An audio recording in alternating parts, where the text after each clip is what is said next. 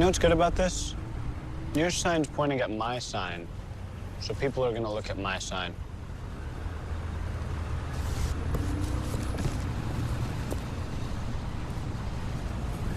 Switch to Progressive and you can save hundreds. You know, like the sign says. Oh my gosh, wow. Who am I? They are some of the hottest videos on social media. Those videos claiming to instantly get rid of bags under your eyes. Celebrate this 4th of July knowing you look your best with Plexiderm. Annette Figueroa is here to tell us why she says this one is for real. We even have a video, and all he uses is a small amount, and that's how easy it is. And I did this to my father. We were at home. 4 minutes, 34 seconds, completely gone. I'm Neela. I'm 61 years old. I'm a professional personal trainer. It's so important to be fit and take care of yourself. Plexiderm makes you feel as good outside as you do inside. Honest to God, it's amazing. There's nothing there, like the bags are gone. Not only does it work on the bags, it works on the appearance of crow's feet, fine lines, and wrinkles. This 4th of July is the best time to get Plexiderm for $14.95. See it work for yourself? Your solution is at plexidermtrial.com or call the number on your screen. The Dove Beauty Bar makes my skin feel amazing and clean. I've encouraged Serena, my best friend, to switch. Her skin was always beautiful. I wanted her skin to glow just like mine. It feels moisturized and clean at the same time. My friend Stephanie, her skin was dry. I'm like, girl, you better get you some Dove. She hooked me up. Stephanie only uses Dove now. I use the Dove Beauty Bar every day. Made with the quarter moisturizing cream, Dove Beauty Bar is care you'll want to share. It makes you glow. Look at me. Dove cleans and cares beautifully. Tonight on Primetime, a family left frustrated after they say their 4-year-old was denied a COVID-19 test at a local hospital. And a graduate gave a passionate speech about social justice to his class, but when the video was posted online, a key part was missing. Now the school says it was all an accident. NASCAR has released photos of the noose found in Bubba Wallace's Talladega garage, while the sports president says it proves they responded correctly. 11Alive News Primetime on the ATL starts now. First this Thursday night, a concerning increase in COVID-19 cases all over the nation. The numbers going up even here in Georgia. Yesterday was the worst day on record in the country with more than 36,000 new cases reported. The Centers for Disease Control today said the true number of people infected could top 20 million. The agency's director estimating for every case they know about, there are 10 more people who have been infected. That information comes from looking at antibody tests. The rise in cases is particularly bad out west and in the southeast. In our state, we have not hit a record, but cases continue to grow and grow. The state has seen more than 1,700 new cases today, and you can see the numbers heading up on this graph. Also new today, the Centers for Disease Control is expanding the list of those most vulnerable to COVID-19. It's still mostly older adults and people with underlying medical conditions on that list, but in a more defined way.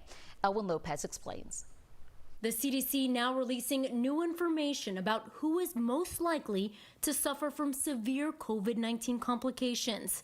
When it comes to age, those most at risk are not just people over 65, as earlier reports suggested. The CDC came out and said today that as you get older, your risk goes up. So someone who's 50 has a risk greater than someone who's 40. And even the younger generation feeling vulnerable. Experts say they make up the fastest growing group of new infections. I wanted to go out and have some fun with my friends, and that's exactly what I did. It just so happened that I got corona, and now I'm suffering those consequences. The CDC also points to evidence that medical conditions such as obesity and type 2 diabetes puts you at a higher risk for the disease.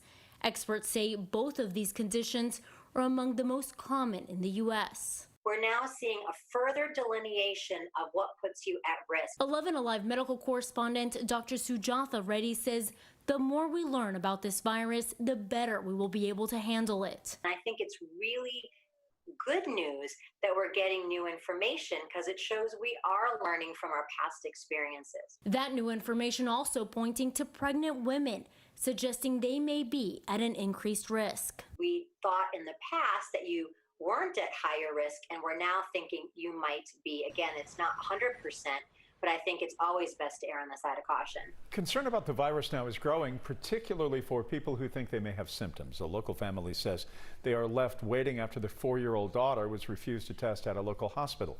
Here's Caitlin Ross. Naomi Wolf says her 4-year-old was showing all the signs of coronavirus: fatigue, fever, sore throat. But she says 3 different providers refused her daughter the coronavirus test. She just felt like she was breathing funny. Naomi Wolf's 4-year-old daughter told her mom as best she could that something was wrong. When she took her temperature, it was 103 and rising, so she called the doctor. I asked about a coronavirus test then. They said she didn't need one. When her fever kept getting higher, Naomi took her daughter to the ER at Tanner Medical Center and says she was again refused a coronavirus test. I said I would prefer her to have it, and I explained again my other children, my husband, so on and so forth, and the concern for giving it to other people. And she said it wouldn't make a difference if we have the test or not. Tanner Medical Center told 11Alive they can't talk about specific patients, but did say they follow a list of guidelines for when they administer the test. In the state, children are getting tested. We pulled the numbers, and there have been 175 confirmed cases for children younger than 1, 524 for kids between 1 and 4 years old, more than 700 confirmed cases for kids 5 to 9, and more than 2,000 for kids over 10. There has been 1 pediatric death in that group. I think that having that knowledge empowers us and enables us to keep the rest of our community safe. She says she contacted the ER director and paid to have her 4-year-old tested for COVID at a private clinic. She says she's frustrated waiting for the results to come back. When there is a pandemic killing and infecting thousands and millions of people around the globe, it's not something that should be taken lightly.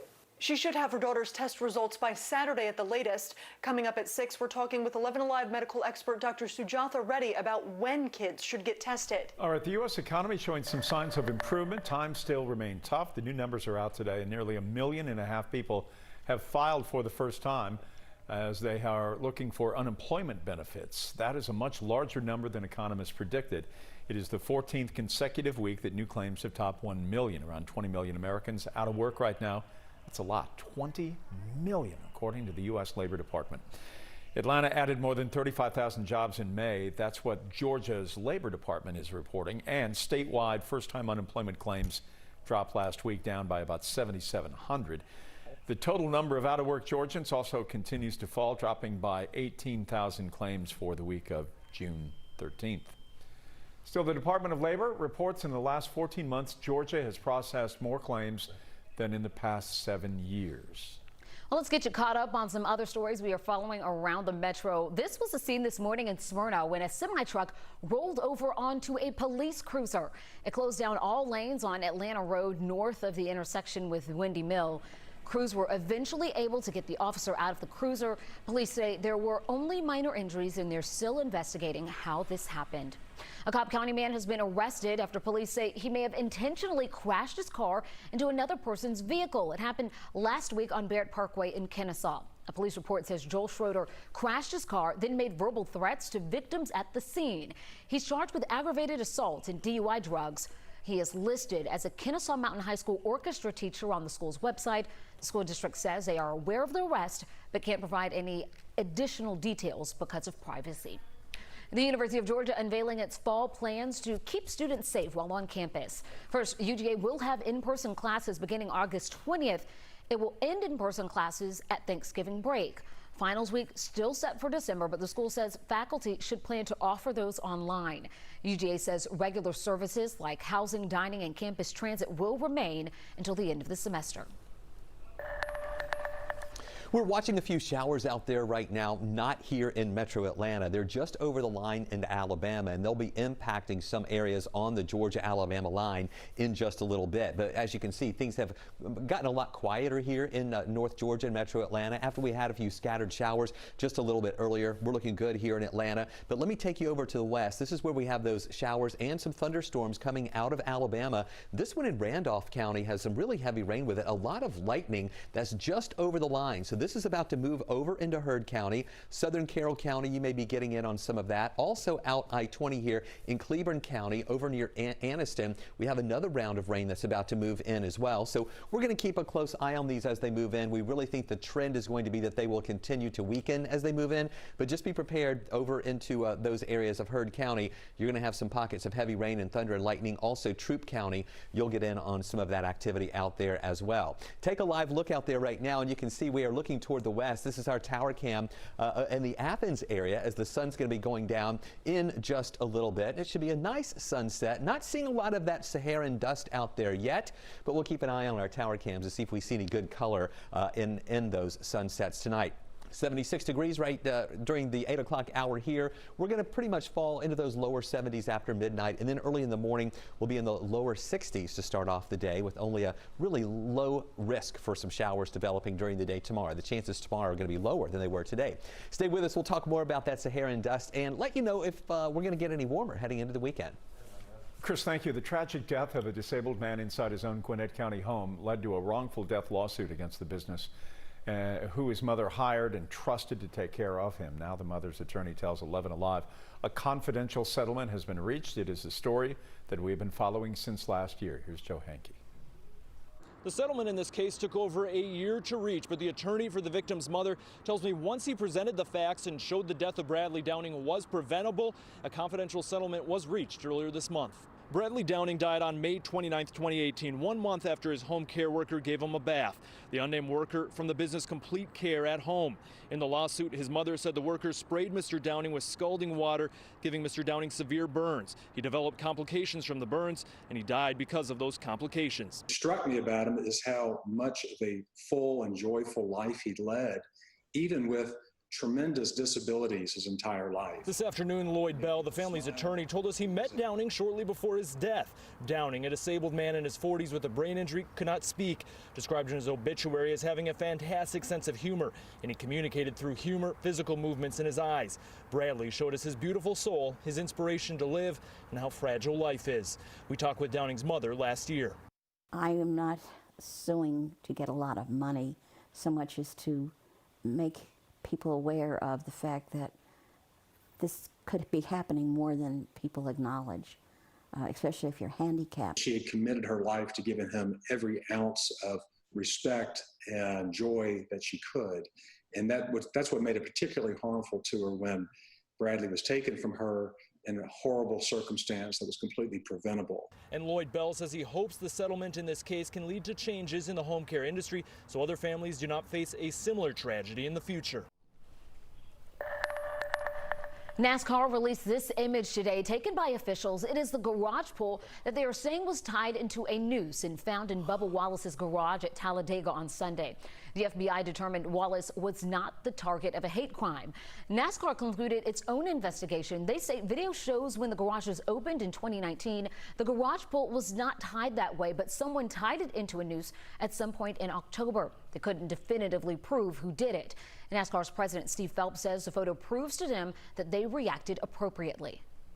I think it speaks volumes for why we reacted the way we did. Don't think that anyone should hang their head at all. I think everyone should hold their head tall and stand tall with Bubba on this and stand tall as an industry, and that's what we're going to do. We'll have much more on NASCAR's investigation, including how many other garage poles were tied that way, coming up in Primetime. Voices raised across the nation saying Black Lives Matter, but for a period of time it wasn't heard during one high schooler's graduation speech, why the district says the internet, not censorship, removed the message. And we're getting an idea of what school could look like next year after 2 districts released their plans. We want to hear from you. Would you rather your children start in-person learning in the fall or continue remotely? Let us know by going to 11alive.com/vote. And don't forget, we are streaming right now live on our 11Alive YouTube channel. You can subscribe and join the conversation in the community section. There's more 11Alive News Primetime after this break.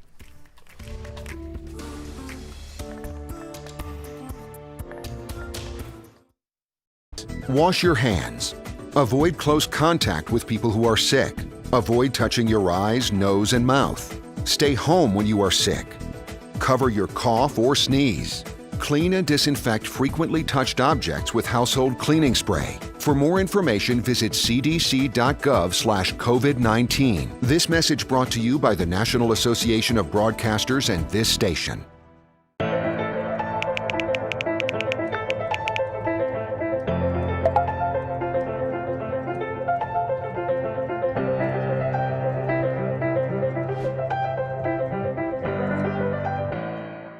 Today at noon on 11Alive. We are seeing that lack of smell or altered taste can be a symptom. We answer your coronavirus-related medical questions. Because 11Alive is where Atlanta speaks. Televised newscasts not enough for you? Get even more at 11Alive's YouTube channel, where you'll find uncut interviews, extended body cam footage, live streams of Atlanta's biggest trials, and more. Subscribe to 11Alive today.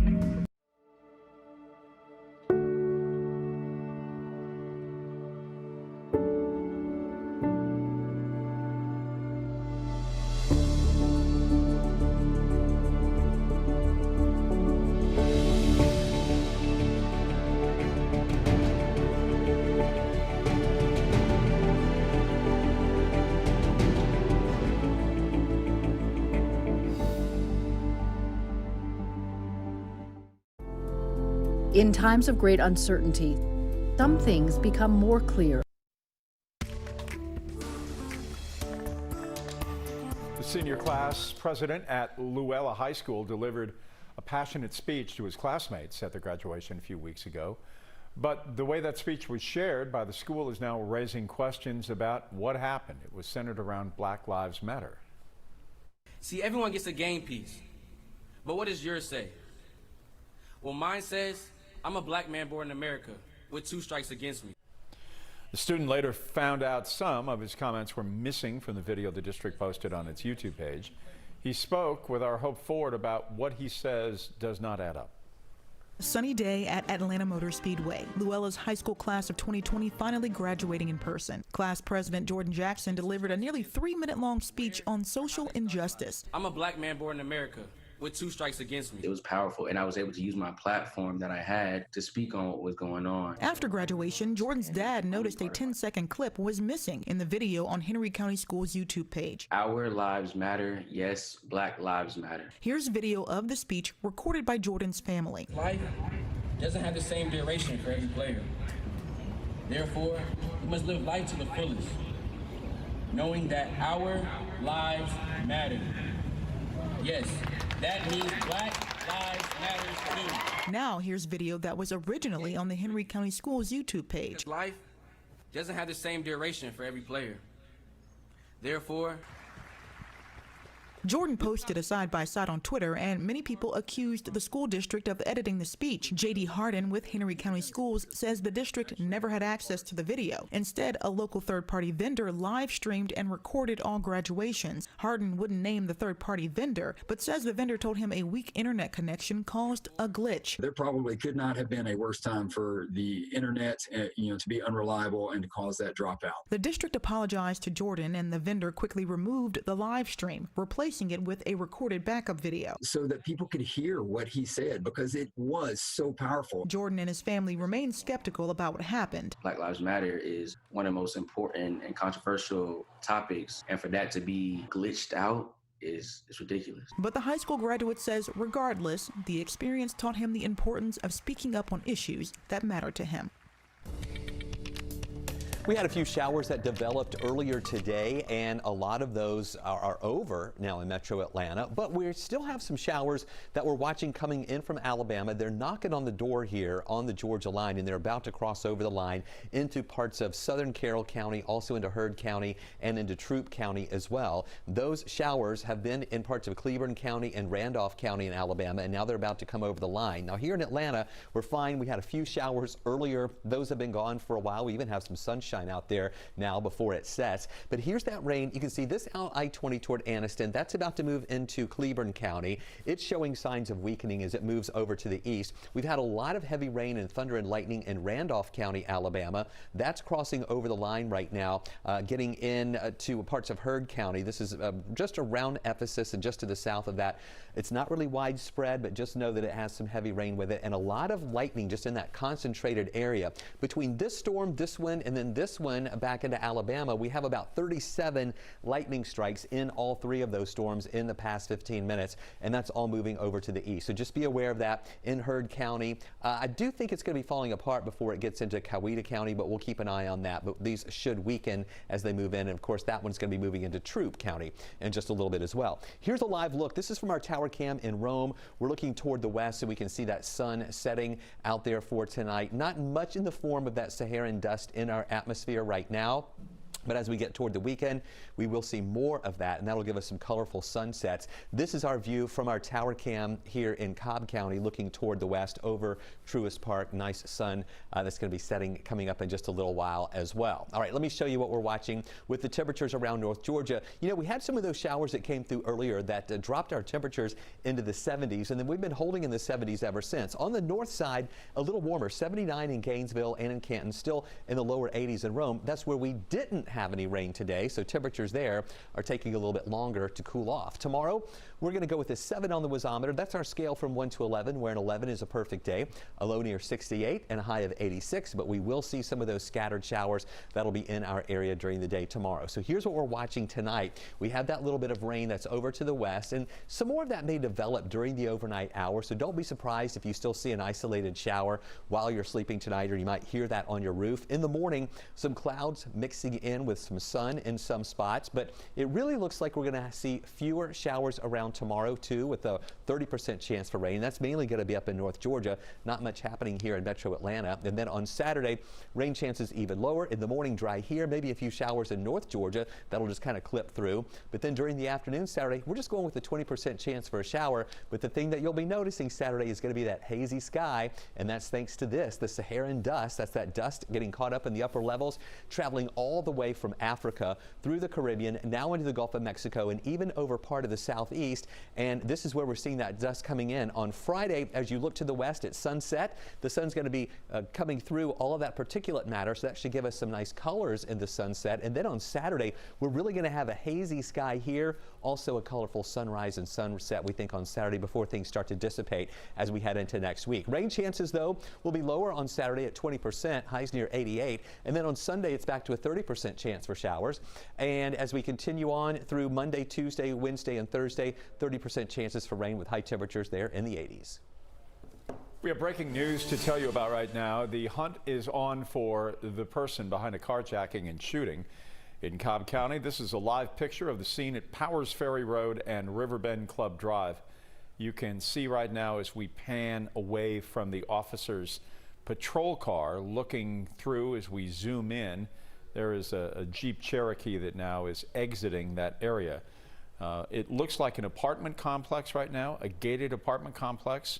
We do not see any police activity inside the area where the arm goes up and down as you see these vehicles coming through. But that is a look right now in Cobb County. We do know it happened about 45 minutes ago. We're trying to get more details. You can download the 11Alive app to get those breaking updates sent directly to your phone. Well, today, Governor Kemp and Secretary of Agriculture Sonny Perdue announced a new program aimed at closing the digital divide. The program will bring high-speed internet to thousands of people in Heard, Troup, and Carroll counties. And we're delighted it's happening here in West Georgia, where it's sorely needed. But it's needed all over Georgia. You were talking about driving around Georgia, Governor, you know, and learning distantly or whatever. Some places you can't even get a cell signal, and that's inexcusable in this day and time. Internet access also a focus as schools try to figure out what the fall semester is going to look like. Today we got the fall plans from Cobb County. Parents of students in that district will be able to decide if they want students to attend remotely or do in-person learning. Parents can make their choice starting July 2nd and no later than July 10th. They will encourage students who attend in-person learning to wear masks. Meanwhile, Henry County is looking at two options. One is a return to in-person learning on August 3rd with a remote option. The district says if the state orders schools to close, students will move to online learning. Now, we want to know, which one would you prefer? Do you want your kids to stay at home and learn, or head back to the classroom? You can vote right now by heading over to 11alive.com/vote. A big decision for many families, Jeff. Indeed, and I have an almost 18-year-old who's a rising senior. My hope is that he's not in the house. I want him, I want him out. Wear your mask, but please go to school. So we'll see what happens. Too early to tell yet. We just don't know. All right. When will life get back to normal? 3 months, a year, maybe never. More than 500 epidemiologists now have weighed in with their predictions. That's coming up next. Let's start with a viral message going around. Quote, vast majority of people who died had ibuprofen Advil in their system. This message is fake. We just bought 20 dust masks for $97. Are you doing this to help people or are you doing this to make money or both? Both. Take this email sent to the Verify team. Is it safe to have your house cleaned by outside workers? The best practice is to limit guests to emergencies only.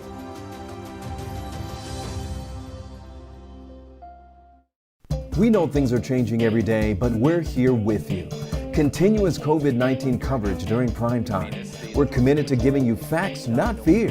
On 11Alive News Primetime, weeknights from 8 to 11 on WATF. There are everyday actions to help prevent the spread of respiratory diseases. Wash your hands. Avoid close contact with people who are sick. Avoid touching your eyes, nose, and mouth. Stay home when you are sick. Cover your cough or sneeze. Clean and disinfect frequently touched objects with household cleaning spray. For more information, visit cdc.gov/COVID-19. This message brought to you by the National Association of Broadcasters and this station.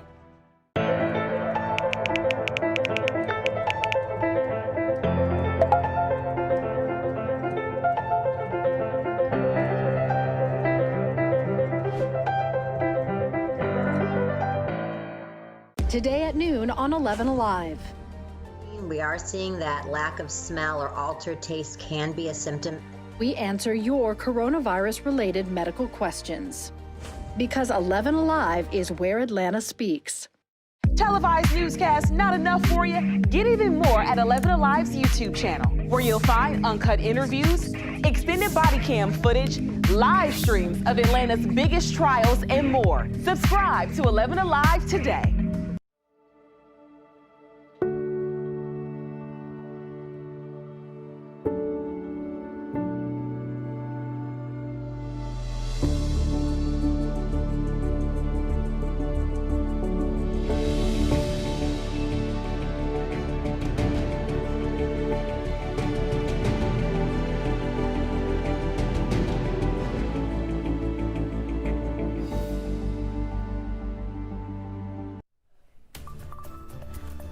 When will things go back to normal? It's a question a lot of us are asking. A lot of folks have this on their mind, but there is no one answer. But we have some ideas after the New York Times surveyed more than 500 scientists from the United States and Canada. Here's what they had to say.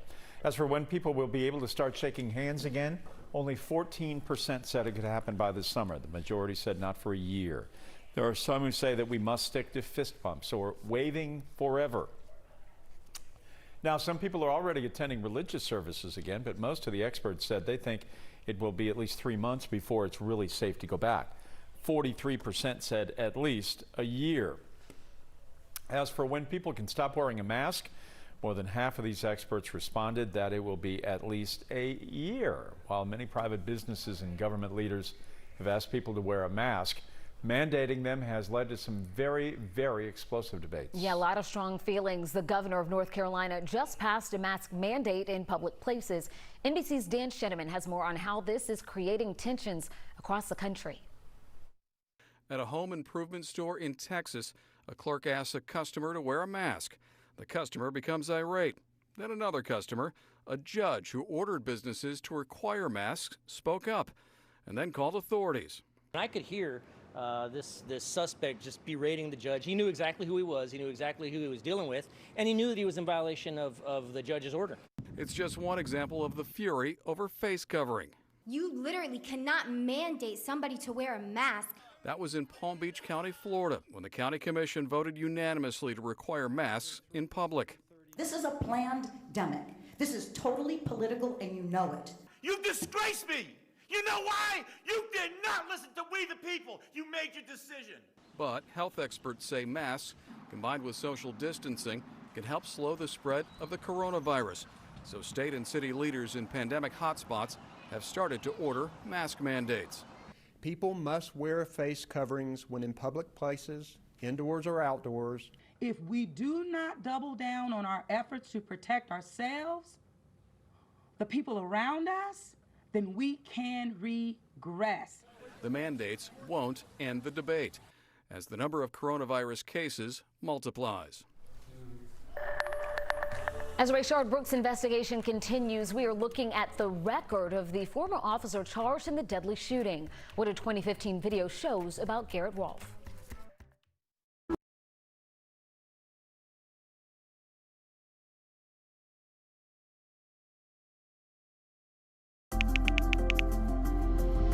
Let's start with a viral message going around. Quote, vast majority of people who died had ibuprofen Advil in their system. This message is fake. We just bought 20 dust masks for $97. Are you doing this to help people or are you doing this to make money or both? Both.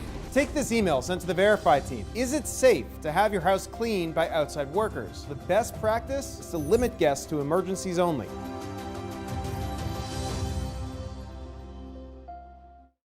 We know things are changing every day, but we're here with you. Continuous COVID-19 coverage during primetime. We're committed to giving you facts, not fear. On 11Alive News Primetime, weeknights from 8 to 11 on WATF. There are everyday actions to help prevent the spread of respiratory diseases. Wash your hands. Avoid close contact with people who are sick. Avoid touching your eyes, nose, and mouth. Stay home when you are sick. Cover your cough or sneeze. Clean and disinfect frequently touched objects with household cleaning spray. For more information, visit cdc.gov/COVID-19. This message brought to you by the National Association of Broadcasters and this station.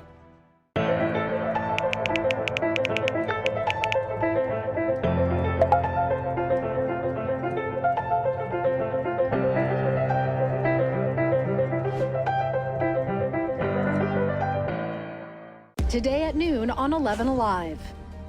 We are seeing that lack of smell or altered taste can be a symptom. We answer your coronavirus-related medical questions. Because 11Alive is where Atlanta speaks. Televised newscasts not enough for you? Get even more at 11Alive's YouTube channel, where you'll find uncut interviews, extended body cam footage, live streams of Atlanta's biggest trials, and more. Subscribe to 11Alive today.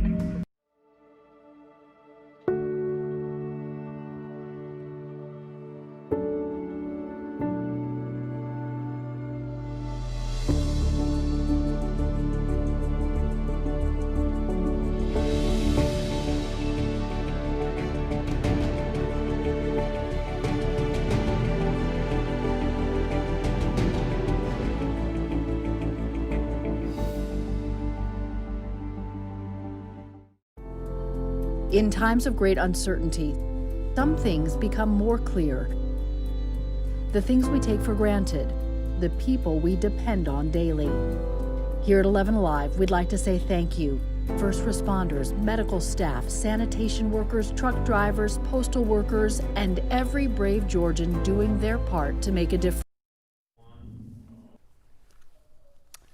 We have new information about the background of the fired Atlanta officer accused in the murder of Rayshard Brooks outside the Wendy's. We are showing you never before seen video of Garrett Rolfe's first line of duty shooting. Rolfe was, after the 2015 shooting, he was worried that the district attorney Paul Howard in Fulton County would charge him. 11Alive has fought to get this video from other sources for more than a week. That's because Atlanta police say their internal investigation is technically still open 5 years later.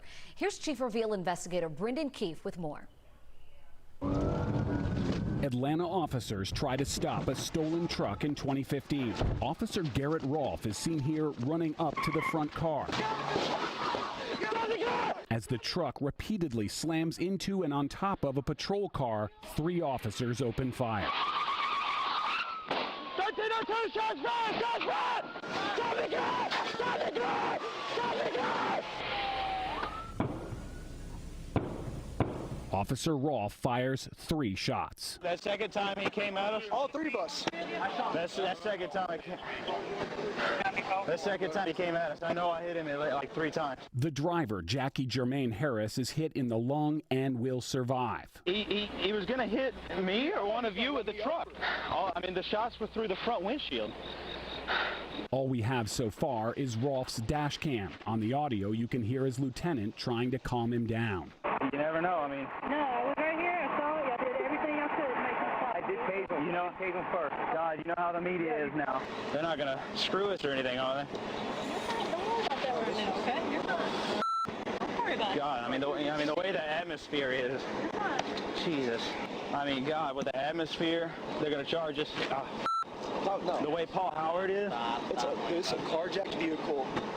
On the hit, this is as. I mean, it's all on video, so it's all on video. It's all on video. The driver was given 2 years probation because the judge questioned the officer's credibility after the shooting was left out of the police incident report. In my mind, I know I was justified, but it's just the way the atmosphere is now. The district attorney completely cleared Rolf and the other officers in February of this year, 4.5 years after the 2015 shooting. How you doing? Hey, I'm Officer Rolf of the Atlanta Police Department. How you doing? Months later, the DA would take just 5 days to charge Rolf with murder in the shooting of Rayshard Brooks. This is the district attorney's February letter clearing Rolf and the other officers of any criminal conduct in the 2015 shooting. But the DA couldn't have charged him at that point even if he wanted to, because Georgia's statute of limitations for most felonies is 4 years. The DA's decision came 6 months after that time had expired. By now, we know that COVID-19 can cause severe life-threatening illnesses or the most mild asymptomatic cases. But there are also patients who are caught in the middle. They have symptoms for weeks on end. Kate Snow has more on how they're helping each other. It's been kind of this never-ending battle. For Kate Porter, March, April, and May were a coronavirus blur. In the beginning, she had chills, stomach issues, sore throat. Then came shortness of breath, a rapid heart rate, chest pain, and a recurring spiking fever. It's been 100 days. It kind of plays mind games with you. Were you almost feeling like I'm all alone and I must be the only one having these symptoms? Yeah, I definitely felt alone. I wondered if I was the only person going through it for that long. Until she went online to crowdsource what she was feeling and found dozens of strangers with the same symptoms lingering for months. Sometimes you just need that validation, even if you don't have the answers. A digital marketing professional north of Boston, Kate helped build a Facebook group and website for long-haul patients like herself. I was kind of looking for my symptom soulmate when I went on there. In New York, Brandon Layden's COVID symptoms were flu-like for about a month, but then he suddenly got a really sore throat, followed by chest pain. 700 miles away in Kentucky, Hannah Lockman posted her symptoms progressed the same way, 10 days ahead of him. On May 18th, Hannah posted from the ER, "I have a blood clot in my lungs." My heart rate was out of control. My blood pressure was high. It was very terrifying. That's when Brandon insisted he be checked with a CAT scan. I just knew in my heart that was it, and sure enough, that's what it was. That's what it was. It was a blood clot in my lungs, correct. Brendan, do you think it could have saved your life? If I'd gone another couple of weeks without getting the right treatment, I don't know what would have happened, and I don't want to find out. It's an overwhelming feeling to know that I changed somebody's life. Misinformation is always a risk, but some doctors see the value in patient-to-patient communities. How much are you as a doctor learning from these groups? I feel a little bit more educated in what patients are doing, what's working, what's not working, and what symptoms they're having. For Kate Porter, the emotional support has meant everything. We've developed these connections that weirdly enough, I think will last a lifetime. A silver lining for patients still struggling with the unknown. After dealing with a few showers earlier today, we are in a dry pattern right now, but we're keeping an eye on the next little wave coming in from Alabama that's showing signs of weakening as it gets closer to us. In Atlanta, we're looking good here now, but let me take you over to the West Georgia line, and you can see some of these showers crossing over the line. Now, they had a lot of lightning with them in Randolph County, Alabama, not too far off from Wedowee. But as this is crossing over the line into Heard County, look how that's just falling apart. Now, there's more back behind it. We think that's going to fall apart as well. A few showers showers in Cleburne County over in Alabama along I-20. That'll move into parts of Haralson County and into Carroll County, but that is also showing signs of weakening. And you see how we don't see any lightning with this anymore? Earlier, we had a pretty impressive amount of lightning with that, so that's going to continue weakening. These just over the border there, over the line from Troup County near LaGrange, still have some lightning with them, but that is showing signs of weakening too. We have a few more showers well down to the south of Macon, but mainly dry here in Atlanta, and we'll just keep watching a few of those showers that move into our area tonight. Take a look out there right now. This is a look at your weather headlines for the rest of the nighttime hours. We're going to see those rain chances going down tomorrow, about a 30% chance for showers tomorrow, but it will be hot with temperatures starting to rise a little bit more. Today's high was 83. We're going to be back to the mid and upper 80s as we head through the weekend, and also for the weekend, watching for some of that Saharan dust that'll make the sky a little hazy and look kind of dirty out there with the sky. We'll talk more about that in just a few minutes. All right, Chris, thank you. During the pandemic, we have seen a lot of businesses struggle to keep their doors open, but one local business is actually thriving, so much so that it's experiencing a shortage in supplies. 11Alive's Tracy McPeer reports. Started walking more, started riding more. Lynn Norvell says since this pandemic, she's been getting out more to exercise. She even rides her bike now to work. So you don't have to worry about being in a closed space, having, recycled air. This is all fresh air, and you can stay out and go anywhere as long as you want. She's not alone. Eric Hunger owns Electrobike in Brookhaven that sells electric bikes, and the Bicycle Barn at Krog Street Market that rents conventional and electric. He says in the past 4 years, business has never been better. Business is up threefold as far as rentals are concerned. Our sales of e-bikes are up fourfold over last year. His most popular bike right now, the electric bike. Since it rides up to 100 miles on a single charge, he says commuters are buying it to get to work and to avoid COVID contamination on public transportation. It's twice the price of a regular bike, but it does pedal for you whenever you want. You can climb any hill in Atlanta, not break a sweat. On all bikes, Hunger says demand is up and supplies are down across the U.S.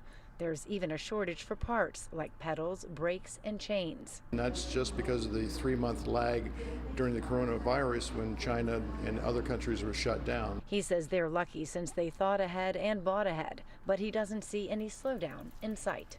Hunger says he expects the popularity of bike riding to only increase after the pandemic, since at that point the supply chain will resume and bike inventory will be back in stock. Well, after a messy at times primary election, one Metro Atlanta County is finally locking in its results. More on that next.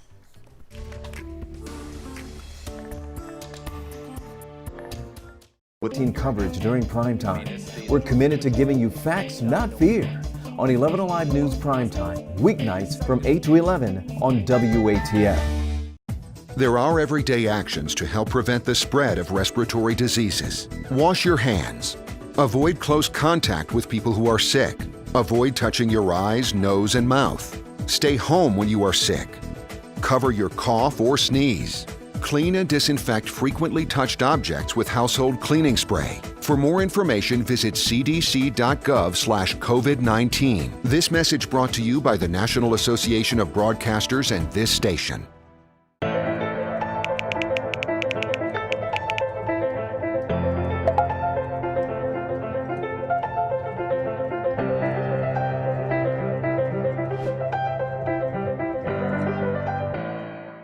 Today at noon on 11Alive. We are seeing that lack of smell or altered taste can be a symptom. We answer your coronavirus-related medical questions. Because 11Alive is where Atlanta speaks.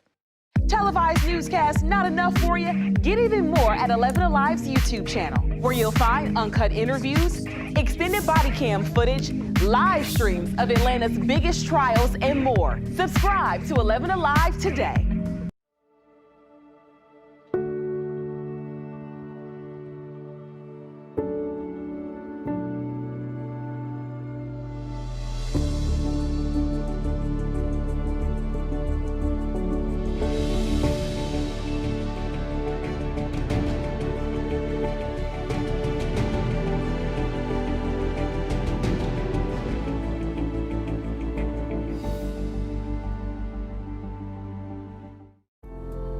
In times of great uncertainty, some things become more clear. the things we take for granted, the people we depend on daily. Here at 11Alive, we'd like to say thank you. First responders, medical staff, sanitation workers, truck drivers, postal workers, and every brave Georgian doing their part to make a difference. We see you, we hear you, and we appreciate all that you do.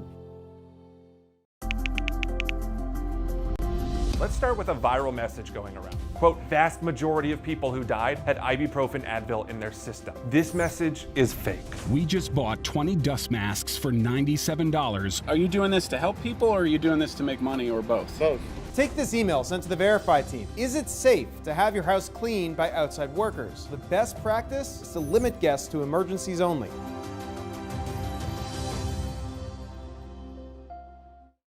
We know things are changing every day, but we're here with you. Continuous COVID-19. Seems like longer, but it was just 2 weeks ago when Georgia's election mess made national headlines. Voters waiting hours in lines, widespread problems with new voting machines, and shortages of provisional ballots, mostly in minority communities.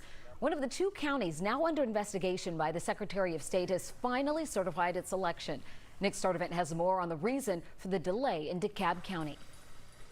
It was unanimous. DeKalb Elections board members voted yes to certifying the June 9th primary, which means the results are final. Board members met briefly virtually. They were supposed to certify the results last week. However, they had to ask the Secretary of State's office to postpone. That's because one of the elections workers tested positive for COVID-19. Elections officials say the temporary worker's first day was June 11th after the primary election. DeKalb, just like counties statewide, had technical issues with their machines. During this morning's meeting, an official said an independent review panel reviewed the vote count. And the next step is that board members will come and sign off on the certification before heading to the Secretary of State's office. Dry weather here in Atlanta right now, but we're keeping an eye on some of those showers that are coming in from Alabama, crossing over the state line into Georgia. But as they cross over the line, they are weakening as they come into a little more stable air. In fact, you can see here in Atlanta, we're looking good. No rain now. We had a few showers that came through earlier today, but here's that next wave that's pushing our way from Alabama. Some of this out I-20 going through parts of Cleburne County has some moderate to heavy rain with it. We're not seeing any more lightning with that. That's weakening as it gets closer to the Georgia line, moving into Carroll County, into the southern parts of Haralson County. These showers that were over Randolph County a little bit earlier had a lot of thunder and lightning with it, but then look, as they crossed over the line, it fell apart in Heard County, but there's more back into Randolph County that has some heavy rain. No lightning anymore, so we'll keep an eye on that as it crosses over the line. We really think that's going to fall apart too. And then some storms with some lightning there just to the west of LaGrange and west of West Point Lake. That is starting to diminish. Still a little bit of lightning with that too. So this is the heaviest part right here at Wedowee, between Wedowee and Roanoke. That'll move into parts of Heard County, even the southern parts of Carroll County, but it will continue that trend of weakening as it moves our way. And then that's going to be the trend for the rest of the evening hours tonight as well. Let's take a live look out there. It is time for the sunset, and oh, doesn't that look nice? This is a view. Sunset tonight is at 8:52, so it's really close to the horizon. This is our view at Circle 75 Office Park, looking toward the west. We have some clouds out there, and so far we've detected just a little bit of that Saharan dust in the atmosphere, helping to give us some nice color. So this will look nice even after the sun goes below the horizon too, to kind of illuminate those clouds. And then this is the view in Athens. The sun, I just saw it here just above these clouds. It's not quite below the horizon yet, but it is kind of blocked out by those clouds on the horizon. We'll have some nice color with that within the next few minutes as well. Here's what we're watching with the almanac for today. We got up to 83 degrees. That was our high temperature this afternoon. Our low this morning was 69 degrees. Now we should be around 88 and 70 for this time of year, so we were a little bit below the average, and we picked up about a quarter of an inch of rain out there today with the shower that came through Hartsfield a little while ago, and our surplus now is about 14 inches above where we should be in rainfall for the year. Now, if you're wondering when did we reach that high temperature of 83 degrees, well, that was after about 3 o'clock. I know this only shows that the hourly temperatures, but we did bump up there before some showers came through. That's when it dropped us back into the 70s, and we've been holding in the 70s ever since that rain came through, that rain cooled air. And pretty much all of us are in the 70s right now. Rome, you're one of the warmer spots at 81. We didn't see as much rain north of I-20, so temperatures there have been falling a little bit slower than the ones here in Atlanta and on the south side where we had the rain-cooled air a lot earlier today. Here's the hour by hour for tomorrow. We are going to see about a 30% chance for some scattered showers to move through. High temperatures are going to be a little warmer than today, around 84 to 86 degrees. It's not going to be raining all day. We're just talking about some of those hit and miss showers. In fact, this is what we're watching for in the morning, a mixture of sunshine and clouds. Same thing at noon, maybe a few showers up in North Georgia, but then once we get into the afternoon hours, not much in the form of rain here, just a few of those spotty showers up in North Georgia. And Saturday looks mainly dry too, with only about a 20% chance for a shower. But we will be watching those hazy skies coming in Saturday and Sunday thanks to that Saharan dust that's going to really kind of block out, make the sky look actually kind of hazy, dirty almost looking with all those that particulate matter in the upper levels.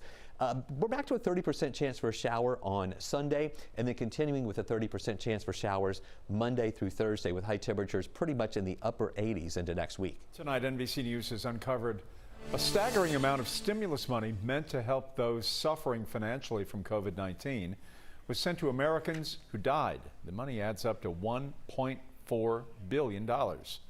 This all came out because of a review from the Government Accountability Office of the federal government's COVID-19 response. Its report gives a clearer picture of what critics called a muddled stimulus payment rollout. It found the goal was to get the payment out as quickly as possible, so the Treasury Department and the IRS sent out the first 3 batches of payments without looking at death records, which would have helped weed out dead recipients. This means a lot of relatives got stimulus checks for their deceased family members. The IRS wants people to get that money back, although it doesn't have a plan to let them know they weren't supposed to get the checks to begin with. Flu cases have dropped since the coronavirus pandemic started. In fact, they have hit 0. Next, we go behind the headline to see how pandemic restrictions have actually helped us curb a potentially severe flu season.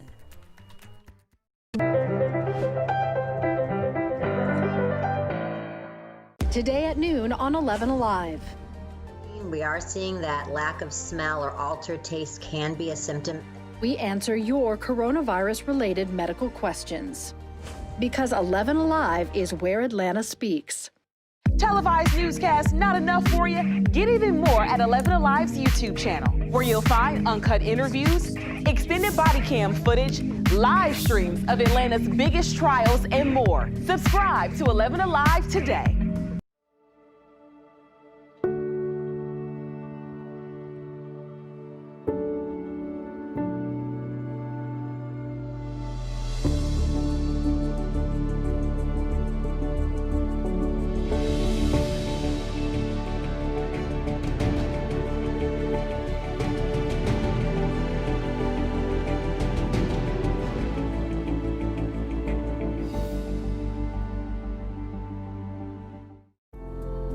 In times of great uncertainty, some things become more clear. The things we take for granted, the people we depend on daily. Here at 11Alive, we'd like to say thank you. First responders, medical staff, sanitation workers, truck drivers, postal workers, and every brave Georgian doing their part to make a difference. We see you, we hear you, and we appreciate all that you do. Let's start with a viral message going around. Quote, vast majority of people who died had ibuprofen Advil in their system. This message is fake. We just bought 20 dust masks for $97. Are you doing this to help people, or are you doing this to make money, or both? Both. Take this email sent to the Verify team. Is it safe to have your house cleaned by outside workers? The best practice is to limit guests to emergencies only.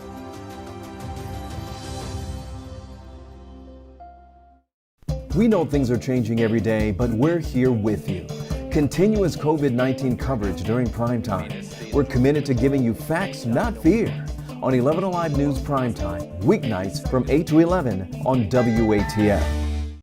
There are everyday actions to help prevent the spread of respiratory diseases. Wash your hands. Avoid close contact with people who are sick. Avoid touching your eyes, nose, and mouth. Stay home when you are sick. Cover your cough or sneeze. Clean and disinfect frequently touched objects with household cleaning spray. For more information, visit cdc.gov/COVID-19. This message brought to you by the National Association of Broadcasters and this station.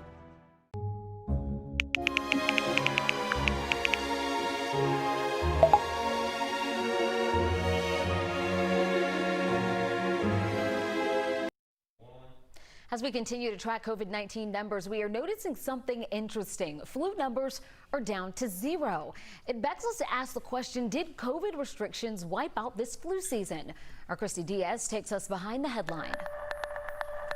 It all started when we saw this tweet from a clinician at Emory that says, anecdotal report that cases of flu went down to nothing this year, supposedly due to social distancing and face masks. Dr. Carlos Del Rio responded with this article, which says before coronavirus, we were on track to have one of the most severe flu seasons in decades. But thanks to stay-at-home orders, social distancing, and masks, the flu season was cut weeks short. Can you tell me, one, how you came upon the article and how true you think it really is?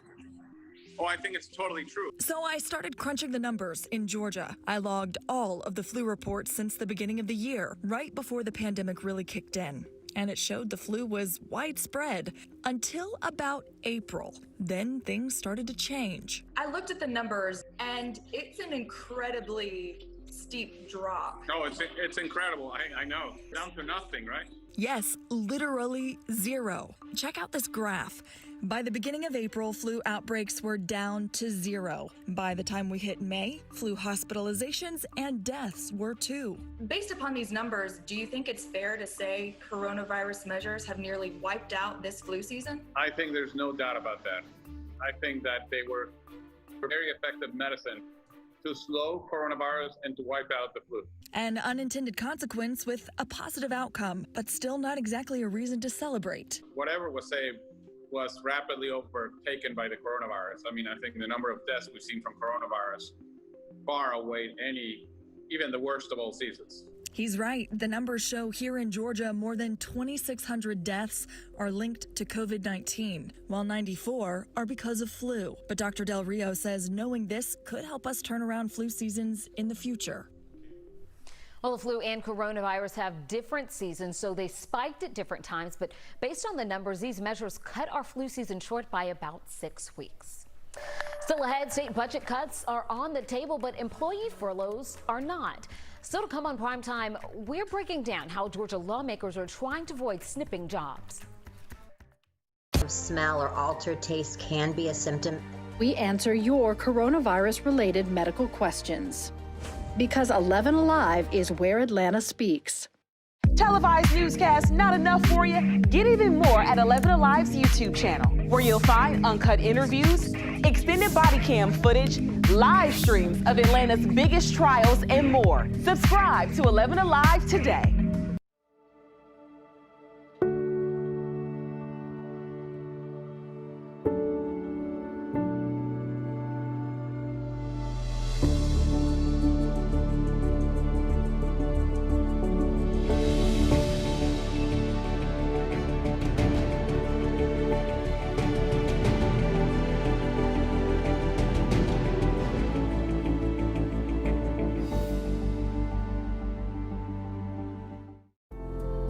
In times of great uncertainty, some things become more clear.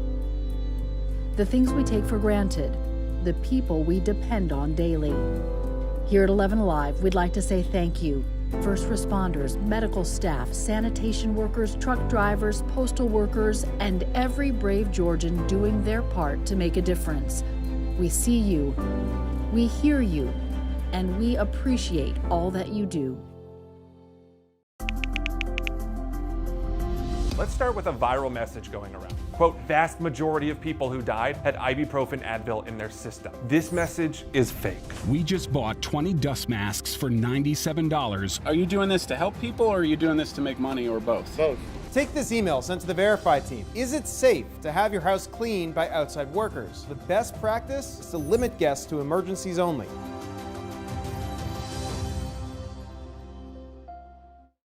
We know things are changing every day, but we're here with you. Continuous COVID-19 coverage during primetime. We're committed to giving you facts, not fear. On 11Alive News Primetime, weeknights from 8 to 11 on WATF. There are everyday actions to help prevent the spread of respiratory diseases. Wash your hands. Avoid close contact with people who are sick. Avoid touching your eyes, nose, and mouth. Stay home when you are sick. Cover your cough or sneeze. Clean and disinfect frequently touched objects with household cleaning spray. For more information, visit cdc.gov/COVID-19. This message brought to you by the National Association of Broadcasters and this station.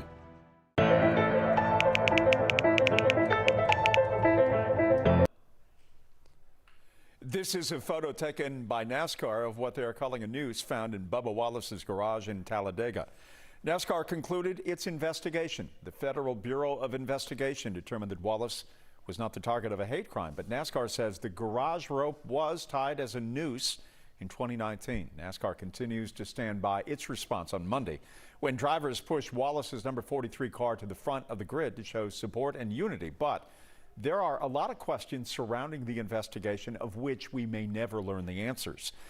But one of the most asked questions, are all of the garage handles tied like this? NASCAR said it looked at almost 1,700 garages at all 29 tracks. They said 11 were tied in a pull knot. The only one tied like a noose was there. Talladega's new garages opened in 2019. NASCAR said video shows the garage rope was not tied in a noose when they opened, but it was by the time the Cup race rolled around in October.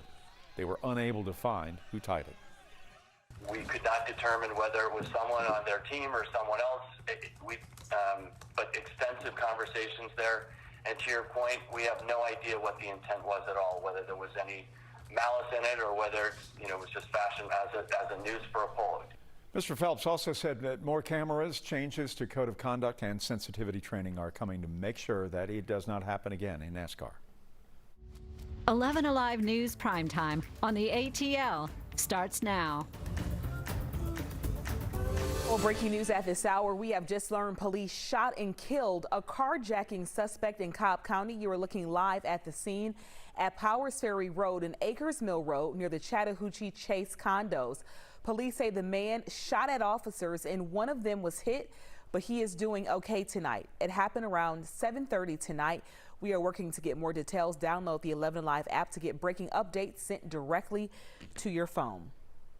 We are covering several big stories tonight, including the latest from the Gold Dome as lawmakers wrap up this session, plus a massive dust cloud sweeping into Georgia. We are also digging into the continuing threat of COVID-19. The United States seeing record-breaking numbers of new coronavirus cases with growing hotspots in several of our neighboring states. Today, CDC Director Dr. Robert Redfield says it's possible the true number of Americans infected with the virus could be 10 times higher than reported based on blood samples from all across the U.S. We have more on where Georgia stands. That's coming up for you. But right now, we do begin with upcoming state budget. Georgia lawmakers are expected to pass a plan slashing state programs without furloughing employees. It'll likely come up tomorrow, the last day of this year's on again, off again, on again legislative session. 11Alive's Doug Richards has more on how it's shaking out so far. Lawmakers had shown up here knowing that the economy had tanked and with it state revenues, meaning less money for the machinery of state government. Smoking is still a thing, not like it used to be, but enough of one still that some lawmakers want to tax cigarettes and tax vapes to raise money for a strapped state budget. Elsewhere, some lawmakers are targeting industries with tax breaks, like the state's film industry or fuel taxes at the airport. Reduce those tax breaks, and backers say state programs can mostly stay intact. I think it's time we think outside of the Republican box of continually trying to cut our way to a solution. But Georgia Republican leaders, from Governor Brian Kemp on down, have been loath to try to raise tax money in a capital where mask-wearing reminders of the pandemic-driven recession are everywhere. They have pitched budget cuts, which impact state services that range from public safety to public health to public defenders to public schools. I would personally like to see it without furloughs to our teachers. Chris Irwin is a former county school superintendent. That would not cause school systems to lower the number of days that they have the opportunity to teach their children. Schools are a sore spot, especially in a year where schools statewide shut down and reverted to distance learning. Some teachers from around the state spent part of Wednesday outside the Capitol to urge legislators to try to keep school budgets somewhat intact. Funding for our students, for public education. That's why we're here, to make sure that our students get all of the resources, including the educators that they need. Lawmakers concluded their budget negotiations this afternoon. They're not raising taxes on tobacco, but they are cutting the budget without furloughing state employees. The final vote on the budget will come on the session's last day, Friday. The CDC said today it believes about 20 million Americans have been infected with COVID-19. While that number may sound like a lot, it's only about 6% of the population, far from the number needed for what's being called herd immunity. Investigator Rebecca Lindstrom has more. Today, the CDC said to stop looking for the second wave because we haven't come out of the first one yet. That makes sense when you look at the recent rise in new daily COVID cases. On Thursday, the Department of Public Health reported 1,714 new cases. Now, every time we highlight a spike in numbers, we're told it's a result of increased testing. So we wanted to know how much testing was really happening beyond that big number we see on the DPH website each day. First, a look at how the number of positive COVID cases have changed in the counties with the highest count. Heading into June, Fulton had the most number of cases, 4,547. But in the past 23 days, Gwinnett has taken the lead with the biggest increase in cases. Those positive cases can come from several sources: hospitals, pharmacies, and doctors' offices. But one of the most common are the public health department testing sites, which started to open in mid-April. That's where we were able to get data and where the theory of test more, get more, as a simplistic explanation how COVID is impacting our communities, seems to break down. In the past month, Fulton has taken the lead, running more than 20,000 tests. Now, that's more than double anyone else. Yet it has resulted in far fewer new COVID-19 cases than Gwinnett, for example.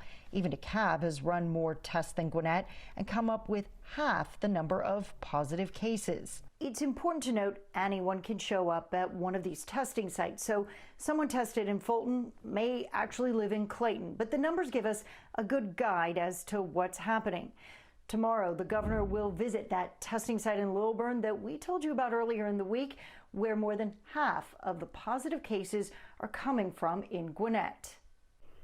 Gwinnett County says to them, the data is encouraging proof they've set up their testing sites exactly where they need to be. To read their full statement, head to our website. Also new today, the Centers for Disease Control is expanding the list of the most vulnerable to COVID-19. It's still mostly older adults and people with underlying medical conditions on that list, but in a more defined way. Elwin Lopez explains.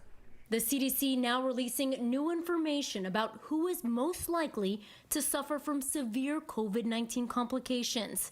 When it comes to age, those most at risk are not just people over 65, as earlier reports suggested. The CDC came out and said today that as you get older, your risk goes up. So someone who's 50 has a risk greater than someone who's 40. And even the younger generation feeling vulnerable. Experts say they make up the fastest growing group of new infections. I wanted to go out and have some fun with my friends, and that's exactly what I did. It just so happened that I got corona, and now I'm suffering those consequences. The CDC also points to evidence that medical conditions such as obesity and type 2 diabetes puts you at a higher risk for the disease. Experts say both of these conditions are among the most common in the U.S. We're now seeing a further delineation of what puts you at risk. 11Alive medical correspondent Dr. Sujatha Reddy says the more we learn about this virus, the better we will be able to handle it. I think it's really good news that we're getting new information because it shows we are learning from our past experiences. That new information also pointing to pregnant women, suggesting they may be at an increased risk. We thought in the past that you weren't at higher risk, and we're now thinking you might be. Again, it's not 100%, but I think it's always best to err on the side of caution. A giant plume of dust from the Sahara Desert has finally reached Georgia. We've been tracking the cloud for days now as it traveled across the Atlantic, making its way here. We posted more about this phenomenon on our website. Just text the word dust to 404-885-7600. Chief Meteorologist Chris Holcomb is going to have more later on in prime time. But first, let's get a quick check of the forecast. We're watching that rain out there right now that is over on the west side, crossing over from Alabama into Georgia. Nothing's going on here in Atlanta right now. And of course, you see my phone right here. It's propped up because I'm talking to more than 200 people right now on Facebook Live. A lot of folks are asking about that Saharan dust. I'm going to do more of an explanation about that coming up in just a few minutes. But first, let's talk about this rain. Nothing going on here in Atlanta. We've been watching some of these showers over in West Georgia. And as they cross over the line, many of these are weakening. And we're fine here, but you can see those showers that are moving into Carroll County, some moderate rain here. This one cell that came out of Randolph County that came into Heard fell apart. Now there's another cell right here in Randolph County that's producing a little bit of lightning. We think that's going to fall apart as well. This stuff at Cleburne County right there along I-20 in Alabama, that has some pockets of heavy rain. That's going to weaken as it's moving into Carroll County right now. And then later on tonight, there's the potential for a few additional showers around, but we're not expecting anything severe here. But let me show you what we're watching. The Storm Prediction Center did just update their outlook. You can see a live look right there at the sunset where that's mixing in with some clouds. This is from our Circle 75 office park as we're looking toward the west over Truist Park, and got some nice color there. No real Saharan dust, not much of it in the sky right now to give us some good color, but we might see some good color into the weekend as that Saharan dust thickens up a little bit more. Storm Prediction Center did just upgrade a little while ago their severe weather risk, and they are including some areas on the south side in a marginal risk or a level 1 of 5 risk that a couple of showers could get strong. And that's as we're watching that rain come in from Alabama, but the trend has been that that's been weakening as it moves in, so I'm not overly concerned about a big time severe weather threat this evening. Stay with us. We're going to talk much more about the rain chances for the weekend and whether or not we'll see any of that Saharan dust. A disabled Gwinnett County man died 1 month after being severely burned as his home care worker gave him a bath. Now, the attorney for the man's family tells 11Alive a settlement has been reached. Joe Hankey has the story. We first reported on the tragic death of Bradley Downing last year when his mother filed a wrongful death lawsuit. Now, earlier this month, a settlement was reached in that case, and the family's attorney hopes the confidential settlement can lead to changes in the home care industry so other families don't have to face this same tragedy. Bradley Downing died in 2018, 1 month after receiving a bath at home from a personal caregiver. In the lawsuit filed, Downing's mother says the worker used scalding hot water, burning Downing, who later died of complications from the burns. Today, we talk with Lloyd Bell, the family's attorney, after he reached a settlement in the case earlier this month. It was very clear that the caregiver who harmed Bradley cared very deeply about him, and she made a very serious mistake, partly due to poor training, in my view. The lawsuit was filed against the business Complete Care at Home, who employed the caregiver. Downing, who had a brain injury, was unable to speak and was in his 40s. Through his smile, physical movements, and eyes, though, he brought joy and humor to others and competed in Special Olympics. A lot of people looked at this case initially and didn't put much value on it because Bradley didn't work, he didn't have a spouse and children, and he was profoundly disabled. And I hope a case like this pushes back on that corrupt thinking that people with disabilities don't have the same value or same worth. And last year we talked with Bradley Downing's mother. She told us she was not suing with hopes of getting a large sum of money from this lawsuit, but most importantly, so her son's story would be told. Still to come, a 4-year-old showing symptoms of COVID-19 denied a test not once, not twice, but 3 times. Her family sharing their frustration next. And we're getting an idea of what school could look like next year after 2 districts released their plans. And we want to hear from you. Would you rather your kids start in-person learning in the fall or continue remotely? Let us know by heading to 11alive.com/vote. Also, don't forget, if you like to watch on the go, we got you covered. Just head to the 11Alive YouTube channel, subscribe, and join the conversation in the community section. We've got more 11Alive news in prime time after the break. For coronavirus-related medical questions. Because 11Alive is where Atlanta speaks. Televised newscasts not enough for you? Get even more at 11Alive's YouTube channel. where you'll find uncut interviews, extended body cam footage, live streams of Atlanta's biggest trials, and more. Subscribe to 11Alive today.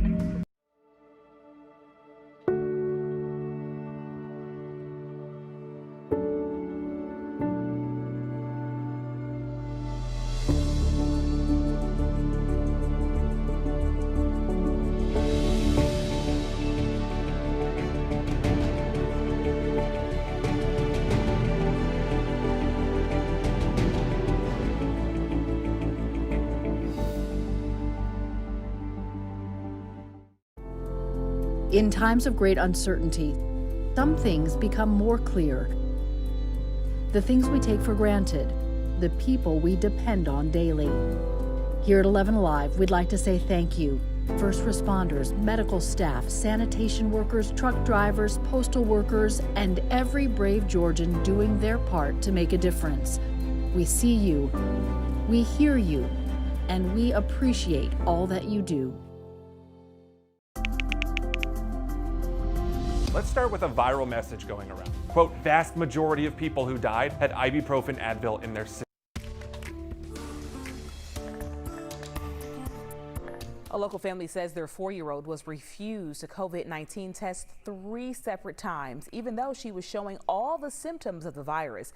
They told our Caitlin Ross they're frustrated that it was so hard to find out important medical information about their daughter. The state doesn't provide information about how many tests have been administered to children, but we do know that thousands have tested positive in Georgia. Naomi Wolf just wants to know if her daughter is one of them.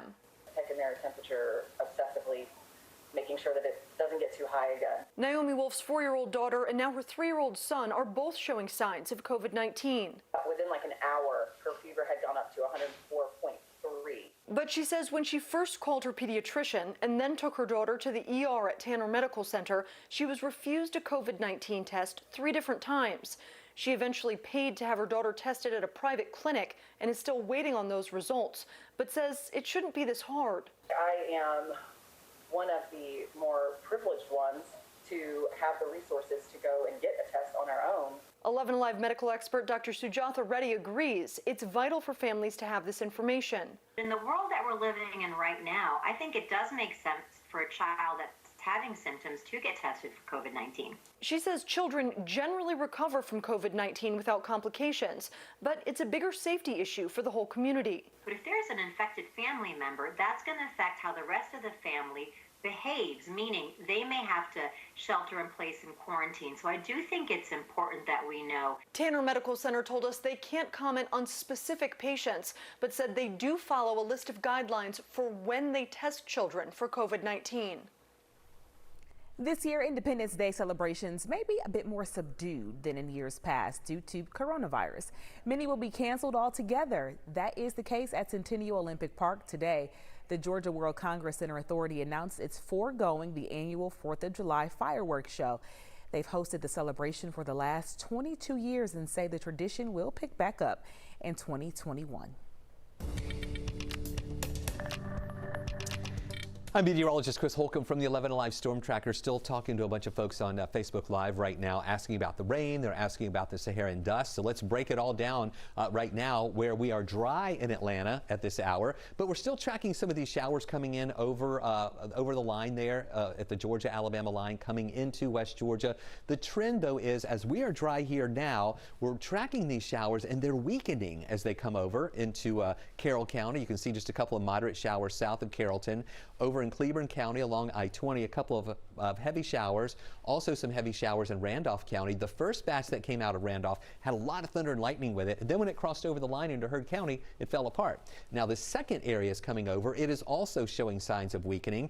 We had thunder just to the west of West Point Lake. That's falling apart as it moves in to parts of Troup County. So we're watching this as it moves into that area, and then there's a chance later on tonight of a little more shower activity that's going to be moving in as well. Let me show you what we're watching out there. Take a look at the bigger picture. This is another live look. I wanted to show you, the sun just went down in there on the horizon there at 8:52 was the sunset time, but we still have some nice colors there. in the sky, thanks to that sun that's going below the horizon. And those clouds are helping out with those colors that we have out there, so looking pretty good. Now, we mentioned earlier that the Storm Prediction Center has now included parts of the South Metro and parts of West Central Georgia in a marginal risk. As we're watching those storms coming in from Alabama, they're showing signs of weakening. I'm not overly concerned about a big-time severe weather risk tonight, but just watch in areas to the west and southwest of Atlanta and down to the south toward Macon, that line on down back into Birmingham and down into South Alabama. A couple of showers could develop that could turn strong, but nothing too big with that. Temperatures checking out like this: 76 in Atlanta. We dropped into the 70s late this afternoon after some rain came in and cooled us off. It's been taking a little bit longer for areas up to the north to start cooling off because they didn't have as much rain there. But on the south side, we've been holding in the 70s for a little bit longer. Our forecast track for tonight shows what we're watching, and we'll keep an eye on a few of those showers that could come in overnight. I think those will weaken as they move in. I'm not expecting a lot of rain during the overnight hours. In the morning, a mix of sun and clouds here, and then as we get into the lunchtime hour, still that mix of sun and clouds, and maybe just a few showers developing over far north Georgia. In the afternoon, we're not really showing a lot of rain here, about a 30% chance for a shower, and I really think most of that is going to be up to the north, and then dry for tomorrow night. And then getting into Saturday, it's possible to see a couple of showers on the north side, but our rain chances here in Metro Atlanta only at 20%. The thing we're going to be watching on Saturday will be that Saharan dust. We've been telling you about this all week long, with this dust coming in from Africa, from the Sahara Desert, making it all the way across the Atlantic Ocean in the upper levels of the atmosphere. It is in the southeast now, and tomorrow we're going to see the thicker dust over to the west, so that might kind of give some color in the sunset tomorrow night. And then on Saturday, a thicker layer over us, which is going to give us a really hazy sky, but no real major impacts from that. It's really just going to be some colorful sunrises and sunsets. Your car's not going to be covered in dust. That's in the upper levels. Just those of you who have some breathing issues whenever there's particulate matter in the air, again, that dust is mainly in the upper levels. Some of that could make it to the surface. So just take some precautions on Saturday and maybe into Sunday as well if you have some of those breathing problems. But I really don't think it's going to be that widespread. Here's a look at what we're watching. When you see our forecast for the rest of the period, we're going to see those conditions here that are going to be okay through the weekend. We'll just see the skies that'll be on the cloudy side at times, with some sunshine at times as well. And those rain chances at 20% Saturday, 30% Sunday, Monday, Tuesday, and Wednesday, 30% chances for rain with highs in the upper 80s. 2 more Metro Atlanta schools are releasing their plans to reopen in the fall. That includes an option for parents. We want to know what you think about this decision. Would you want your child to learn at school or at home? Tell us on 11alive.com/vote. Both Cobb and Gwinnett County school districts announced today that all students can return to school for in-person instruction when the new school year begins, or they can choose to stay home for remote learning. Both schools are requiring parents to choose by July 10th. Parents that choose remote learning will have to commit to the decision for the entire semester. You can get the details of these plans and what other districts are doing on the 11Alive app. Stick around. We'll be right back. That's not enough for you? Get even more at 11Alive's YouTube channel, where you'll find uncut interviews, extended body cam footage, live streams of Atlanta's biggest trials, and more. Subscribe to 11Alive today.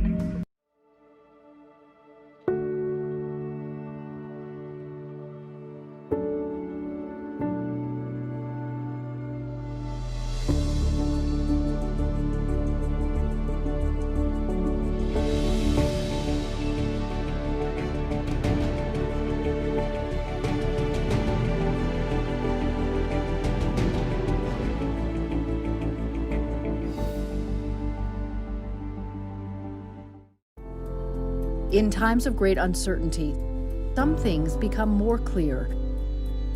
The things we take for granted, the people we depend on daily. Here at 11Alive, we'd like to say thank you. First responders, medical staff, sanitation workers, truck drivers, postal workers, and every brave Georgian doing their part to make a difference. We see you, we hear you, and we appreciate all that you do. Let's start with a viral message going around. Quote, vast majority of people who died had ibuprofen Advil in their system. This message is fake. We just bought 20 dust masks for $97. Are you doing this to help people, or are you doing this to make money, or both? Both. Take this email sent to the Verify team. Is it safe to have your house cleaned by outside workers? The best practice is to limit guests to emergencies only.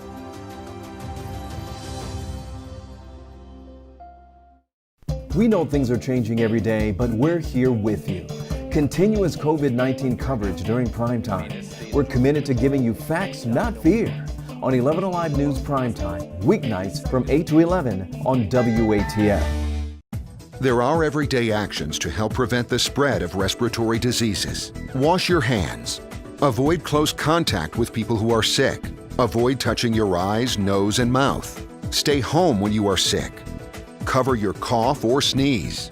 Clean and disinfect frequently touched objects with household cleaning spray. For more information, visit cdc.gov/COVID-19. This message brought to you by the National Association of Broadcasters and this station. Atlanta Mayor Keisha Lance Bottoms issuing a series of executive orders based on recommendations from her newly created Use of Force Advisory Council. The group's task, reevaluate law enforcement policies in Atlanta in an effort to rebuild public trust. It was created in the wake of violent clashes between police and protesters nearly a month ago following the death of George Floyd in Minneapolis. Then, almost 2 weeks later, more outrage and demands for change over the killing of Rayshard Brooks by a former APD officer.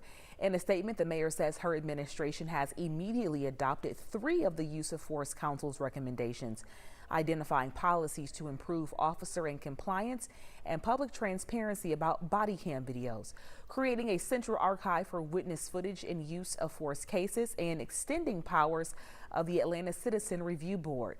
The remaining recommendations are under legal review. The council is expected to deliver its 45-day recommendations in the coming weeks.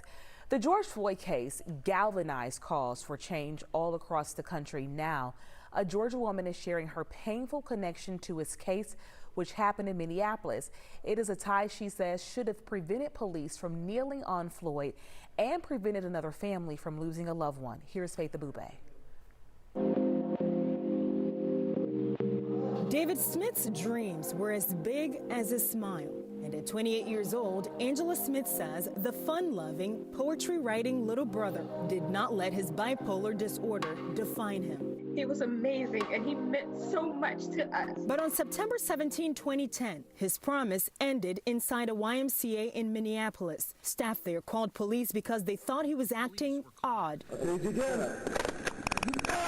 David didn't commit any crime, but video from the incident shows officers handcuffed him and knelt on his back for nearly 4 minutes. David died from mechanical asphyxia caused by prone restraint. The city paid $3 million for his death and promised Angela Smith's family to properly train its officers on restraining suspects. We want to make sure no one else died the same way that he died.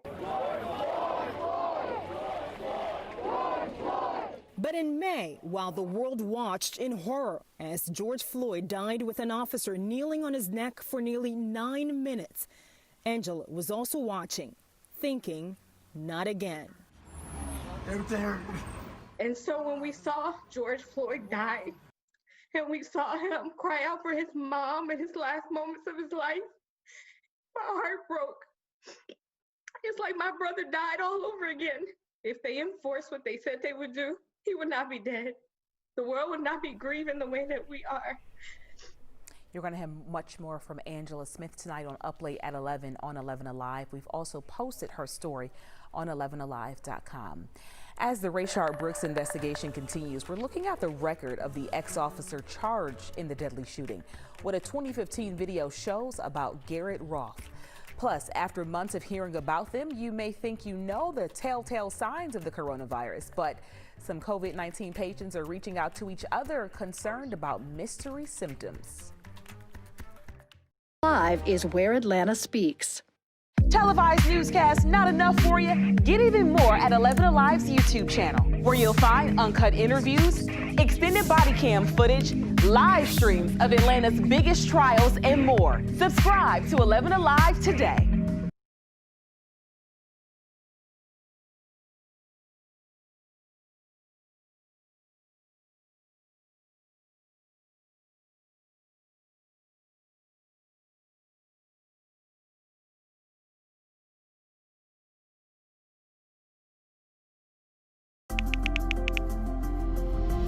Let's start with a viral message going around. Quote, vast majority of people who died had ibuprofen Advil in their system. This message is fake.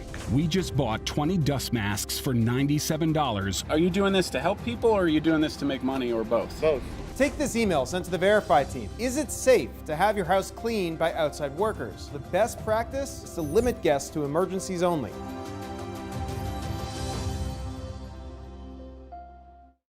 We know things are changing every day, but we're here with you. Continuous COVID-19 coverage during primetime. We're committed to giving you facts, not fear. On 11Alive News Primetime, weeknights from 8 to 11 on WATF. There are everyday actions to help prevent the spread of respiratory diseases. Wash your hands. Avoid close contact with people who are sick. Avoid touching your eyes, nose, and mouth. Stay home when you are sick. Cover your cough or sneeze. Clean and disinfect frequently touched objects with household cleaning spray. For more information, visit cdc.gov/COVID-19. This message brought to you by the National Association of Broadcasters and this station.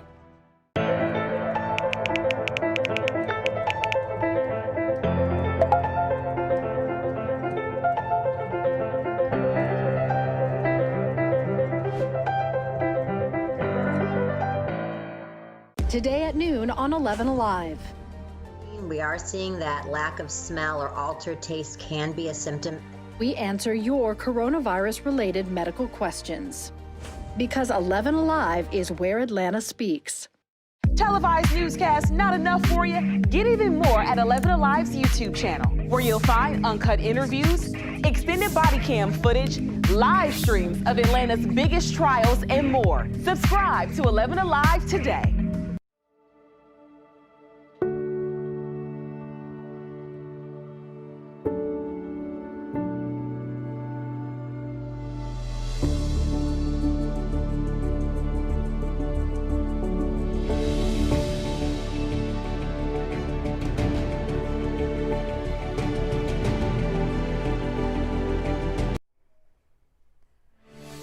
Following breaking news at this hour, we've just learned in the past hour that police shot and killed a carjacking suspect in Cobb County.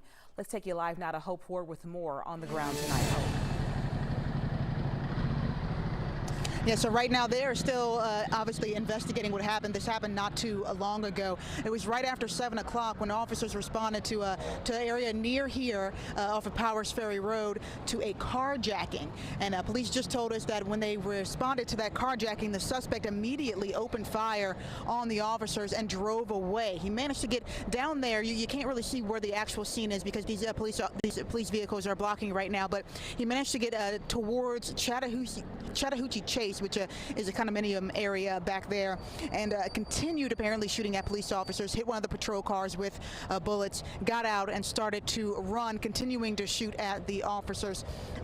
We were told by police that he tried to get into one of the condominiums, tried to break in, and continued to fire back at officers, and officers did return fire and did shoot and kill that suspect. We were told that one of the officers was shot in the head, but we were told that he's actually doing okay because the bullet did not pierce his skull. He is at the hospital right now and he's being observed, and he was alert and conscious when he was taken to the hospital. So right now they're still investigating. GBI was called in. They should be headed here in just a few minutes, so they're not letting anyone down there towards where it actually happened because they're waiting for the GBI to come in and continue that investigation. So we're still learning things. Don't know a whole lot of details about the suspect or about the officer just yet, other than the suspect was shot and killed and an officer was hit in the head with a bullet, but is at the hospital right now and is said to be doing okay. All right, Hope, thank you. We'll check back soon. We have new information about the background of the fired Atlanta officer accused of killing Rayshard Brooks. We are showing you never before seen video of Garrett Rolfe's first line of duty shooting. Rolfe said right after the 2015 shooting, he was worried District Attorney Paul Howard would charge him. 11Alive has fought to get this video from other sources for more than a week. And that's because Atlanta police say their internal investigation is technically still open 5 years later. Here is Chief Reveal investigator Brendan Keith with more. Atlanta officers try to stop a stolen truck in 2015. Officer Garrett Rolfe is seen here running up to the front car. As the truck repeatedly slams into and on top of a patrol car, 3 officers open fire.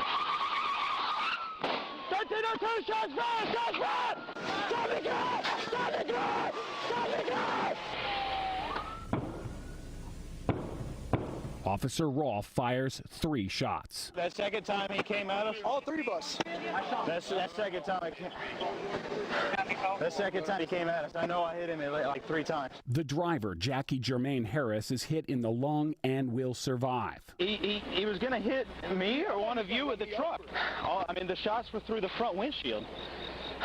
All we have so far is Rolfe's dash cam. On the audio, you can hear his lieutenant trying to calm him down. You never know, I mean. No, I was right here. I saw you. I did everything I could to make him stop. I did cave him, you know, cave him first. God, you know how the media is now. They're not going to screw us or anything, are they?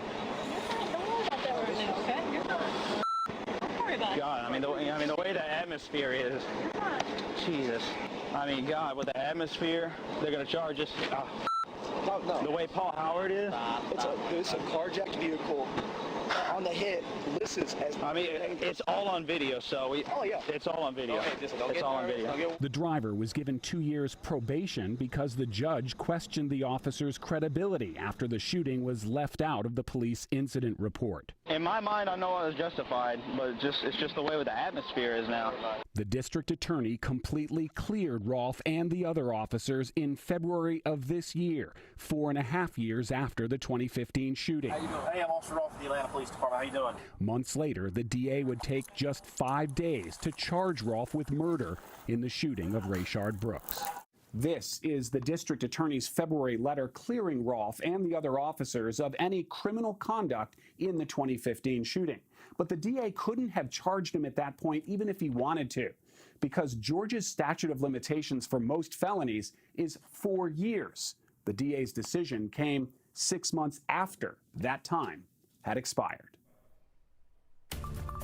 By now, we know that COVID-19 can cause severe, life-threatening illness or the most mild asymptomatic cases. But there are also patients caught in the middle who have symptoms for weeks on end. Kate Snow has more on how they are helping each other. It's been kind of this never-ending battle. For Kate Porter, March, April, and May were a coronavirus blur. In the beginning, she had chills, stomach issues, sore throat. Then came shortness of breath, a rapid heart rate, chest pain, and a recurring spiking fever. It's been 100 days. It kind of plays mind games with you. Were you almost feeling like I'm all alone and I must be the only one having these symptoms? Yeah, I definitely felt alone. I wondered if I was the only person going through it for that long. Until she went online to crowdsource what she was feeling and found dozens of strangers with the same symptoms lingering for months. Sometimes you just need that validation, even if you don't have the answers. A digital marketing professional north of Boston, Kate helped build a Facebook group and website for long-haul patients like herself. I was kind of looking for my symptom soulmate when I went on there. In New York, Brandon Layden's COVID symptoms were flu-like for about a month, but then he suddenly got a really sore throat, followed by chest pain. 700 miles away in Kentucky, Hannah Lockman posted her symptoms progressed the same way, 10 days ahead of him. On May 18th, Hannah posted from the ER, "I have a blood clot in my lungs." My heart rate was out of control. My blood pressure was high. It was very terrifying. That's when Brandon insisted he be checked with a CAT scan. I just knew in my heart that was it, and sure enough, that's what it was. That's what it was. It was a blood clot in my lungs, correct. Brandon, do you think it could have saved your life? If I'd gone another couple of weeks without getting the right treatment, I don't know what would have happened, and I don't want to find out. It's an overwhelming feeling to know that I changed somebody's life.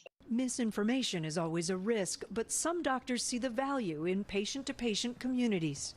How much are you as a doctor learning from these groups? I feel a little bit more educated in what patients are doing, what's working, what's not working, and what symptoms they're having. For Kate Porter, the emotional support has meant everything. We've developed these connections that, weirdly enough, I think will last a lifetime. A silver lining for patients still struggling with the unknown. I'm meteorologist Chris Holcomb from the 11Alive Storm Trackers. We have dry weather here, but we're still watching some rain that is coming in from Alabama, crossing into West Georgia, and there's even more that may move in later on tonight during the overnight hours. So far in Atlanta, we're fine. We're dry here, but we've been watching these showers coming in from Alabama, and they've been falling apart as they cross over the line into Georgia. You can see this bit coming out of Cleveland County into Carroll County. It's falling apart. We had some impressive lightning in Randolph County earlier. That fell apart coming into Heard.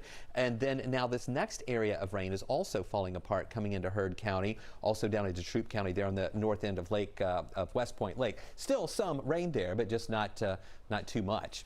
And you can see how that is weakening, but still some pockets of heavier rain back toward Wedowee. We're fine here in the Atlanta area, and as you widen out a little bit more, you can see additional rain that we're watching back around Birmingham and also more in western Alabama. We expect that to weaken as it gets closer to the Georgia area, but there could still be a few showers during the overnight. In fact, take a look at this. The Storm Prediction Center, in watching that area of rain back into Alabama coming into West Georgia, they went ahead and included parts of central Alabama and west central Georgia into a marginal risk, a level 1 of 5 risk. And again, we really think that most of that is going to weaken as it comes in. But back in Alabama, I wouldn't be surprised with that impressive looking line that's moving through right now if they saw a few stronger thunderstorms with that. Stay with us. Excuse me. We're going to talk about whether or not we're going to see any additional rain showers tomorrow, and if those rain showers will diminish more as we head into the weekend. During the pandemic, we've seen a lot of businesses struggle to keep the doors open. One local business is actually thriving, so much as experiencing a shortage in supplies. 11Alive's Tracy A. McPeer reports. Started walking more, started riding more. Lynn Norvell says since this pandemic, she's been getting out more to exercise. She even rides her bike now to work. You don't have to worry about being in a closed space, having recycled air. This is all fresh air, and you can stay out and go anywhere as long as you want. She's not alone. Eric Hunger owns Electrobike in Brookhaven that sells electric bikes, and the Bicycle Barn at Krog Street Market that rents conventional and electric. He says in the past 4 years, business has never been better. Business is up threefold as far as rentals are concerned. Our sales of e-bikes are up fourfold over last year. His most popular bike right now, the electric bike, since it rides up to 100 miles on a single charge. He says commuters are buying it to get to work and to avoid COVID contamination on public transportation. It's twice the price of a regular bike, but it does pedal for you whenever you want. You can climb any hill in Atlanta, not break a sweat. On all bikes, Hunger says demand is up and supplies are down across the U.S. There's even a shortage for parts like pedals, brakes, and chains. And that's just because of the 3-month lag during the coronavirus when China and other countries were shut down. He says they're lucky since they thought ahead and bought ahead, but he doesn't see any slowdown in sight. Hunger says he expects the popularity of bike riding to only increase after the pandemic, since at that point the supply chain will resume and bike inventory will be back in stock. After a messy, at times, primary election, one Metro Atlanta County is finally locking in its results. More on that next.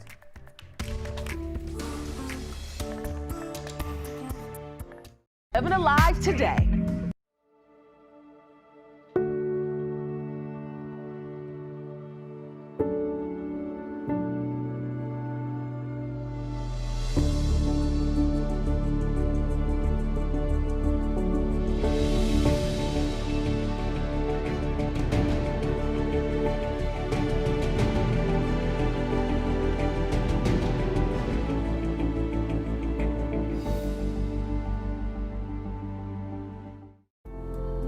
In times of great uncertainty, some things become more clear. The things we take for granted, the people we depend on daily. Here at 11Alive, we'd like to say thank you. First responders, medical staff, sanitation workers, truck drivers, postal workers, and every brave Georgian doing their part to make a difference. We see you, we hear you, and we appreciate all that you do. Let's start with a viral message going around. Quote, vast majority of people who died had ibuprofen Advil in their system. This message is fake. We just bought 20 dust masks for $97. Are you doing this to help people or are you doing this to make money or both? Both. Take this email sent to the Verify team. Is it safe to have your house cleaned by outside workers? The best practice is to limit guests to emergencies only.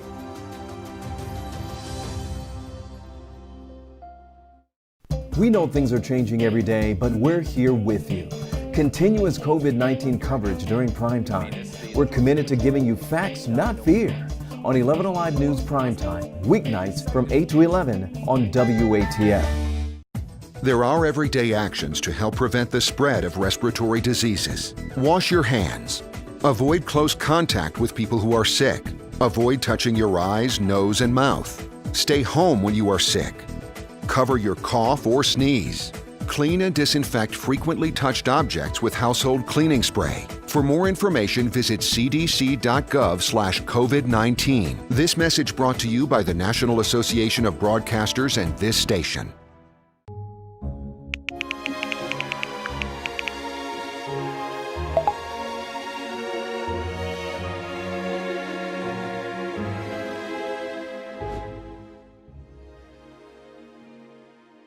Today at noon on 11Alive. We are seeing that lack of smell or altered taste can be a symptom. We answer your coronavirus-related medical questions. Because 11Alive is where Atlanta speaks. Televised newscasts not enough for you? Get even more at 11Alive's YouTube channel, where you'll find uncut interviews, extended body cam footage, live streams of Atlanta's biggest trials, and more. Subscribe to 11Alive. It was just 2 weeks ago when Georgia's election mess made national headlines, voters waiting in line for hours.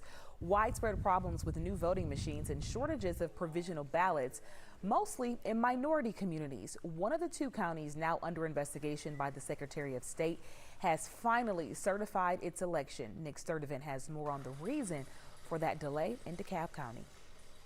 It was unanimous. DeKalb Elections board members voted yes to certifying the June 9th primary, which means the results are final. Board members met briefly virtually. They were supposed to certify the results last week. However, they had to ask the Secretary of State's office to postpone.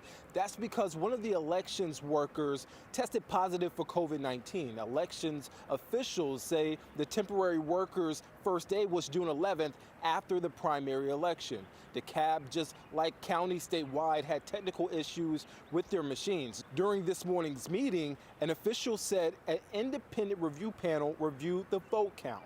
And the next step is that board members will come and sign off on the certification before heading to the Secretary of State's office. More than 1 million Americans filed new unemployment claims last week, while at the same time, a new report out today shows nearly $1.5 billion in government aid went to people who are dead. Alice Barr has more from Washington. As millions of laid-off workers struggle to make ends meet, a troubling new report from a government watchdog finds that $1.4 billion worth of stimulus payments went to more than 1 million Americans who were already dead. Critics say it's a sign of a muddled rollout by the IRS and the Treasury Department. When you hear that 1 million checks went to dead people, that's troubling. But as troubling is the fact that 35 million Americans still haven't gotten their check. And more challenges are looming. In the last 2 weeks of July, taxes are due, a moratorium on evictions ends, and the extra $600 in unemployment benefits will lapse if Congress doesn't approve an extension. New numbers today show nearly 1.5 million Americans filed first-time unemployment claims last week, the 14th week in a row of more than 1 million new filings, though the total number receiving benefits fell below 20 million for the first time in 2 months. With coronavirus cases spiking in more than half of all states, some, like Texas, are now pausing further reopening plans. Today's message from the White House. The economy is not going to be closed down again. There may be certain places where there is. That's up to the local authorities. President Trump focused on the economy today with a trip to a Wisconsin shipyard that just received a lucrative Navy contract. The visit comes as new polling shows the president trailing Democratic rival Joe Biden in Wisconsin and 5 other battleground states, as well as nationwide. Tonight, NBC News has uncovered that a staggering amount of stimulus money meant to help those suffering financially from the COVID-19 pandemic was sent to Americans who had died. The money adds up to $1.4 billion. This all came out because of a review from the Government Accountability Office of the federal government's COVID-19 response. Its report gives us a clearer picture of what critics called a muddled stimulus payment rollout.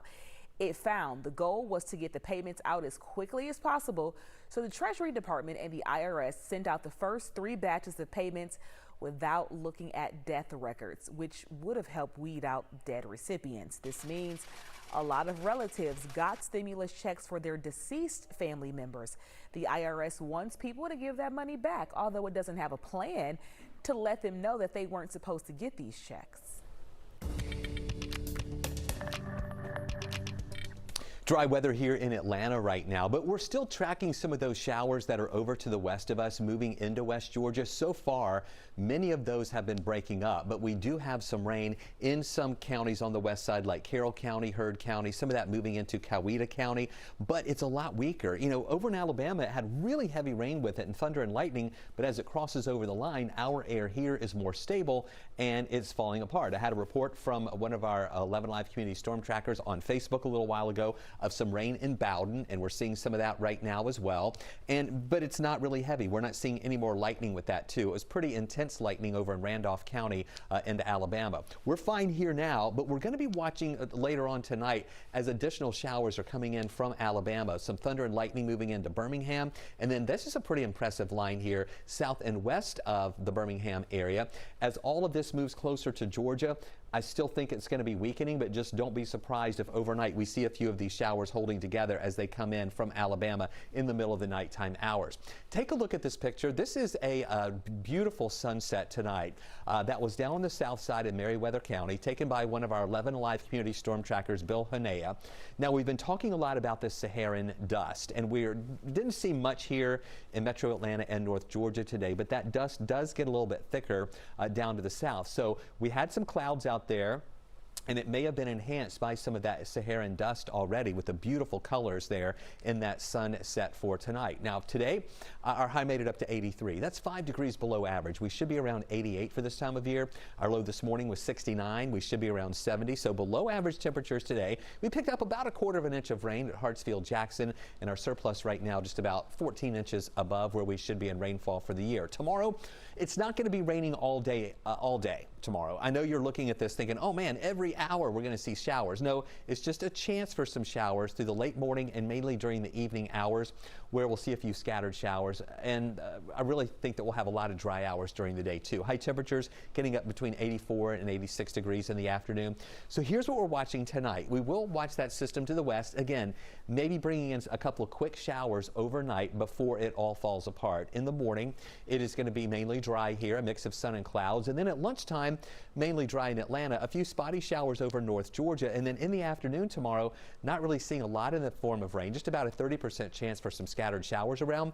And then into Saturday, only a 20% chance for showers. In the morning, maybe some of those on the north side. And then in the afternoon, again, still not a really great coverage of showers around, maybe just a few of those hit and miss showers with the hazy sky that we're going to see on Saturday and for the weekend due to some of that Saharan dust that's going to be moving in.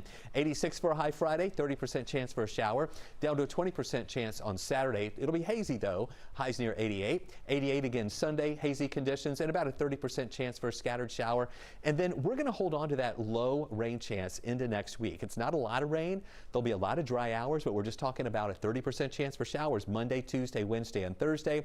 High temperatures in the mid and mainly upper 80s into next week. As we continue to track COVID-19 numbers, we're noticing something really interesting. Flu numbers are down to 0. It begs us to ask the question, did COVID restrictions wipe out this flu season? Our Christy Diaz takes us behind the headline. It all started when we saw this tweet from a clinician at Emory that says, anecdotal report that cases of flu went down to nothing this year, supposedly due to social distancing and face masks. Dr. Carlos Del Rio responded with this article, which says before coronavirus, we were on track to have one of the most severe flu seasons in decades. But thanks to stay-at-home orders, social distancing, and masks, the flu season was cut weeks short. Can you tell me, one, how you came upon the article and how true you think it really is? Oh, I think it's totally true. So I started crunching the numbers in Georgia. I logged all of the flu reports since the beginning of the year, right before the pandemic really kicked in. And it showed the flu was widespread until about April. Then things started to change. I looked at the numbers, and it's an incredibly steep drop. No, it's incredible. I know. Down to nothing, right? Yes, literally zero. Check out this graph. By the beginning of April, flu outbreaks were down to zero. By the time we hit May, flu hospitalizations and deaths were too. Based upon these numbers, do you think it's fair to say coronavirus measures have nearly wiped out this flu season? I think there's no doubt about that. I think that they were very effective medicine to slow coronavirus and to wipe out the flu. An unintended consequence with a positive outcome, but still not exactly a reason to celebrate. Whatever was saved was rapidly overtaken by the coronavirus. I mean, I think the number of deaths we've seen from coronavirus far outweighed even the worst of all seasons. He's right. The numbers show here in Georgia more than 2,600 deaths are linked to COVID-19, while 94 are because of flu. But Dr. Del Rio says knowing this could help us turn around flu seasons in the future.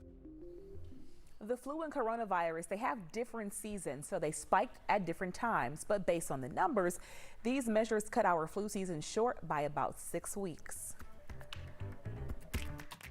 cdc.gov/COVID-19. This message brought to you by the National Association of Broadcasters and this station.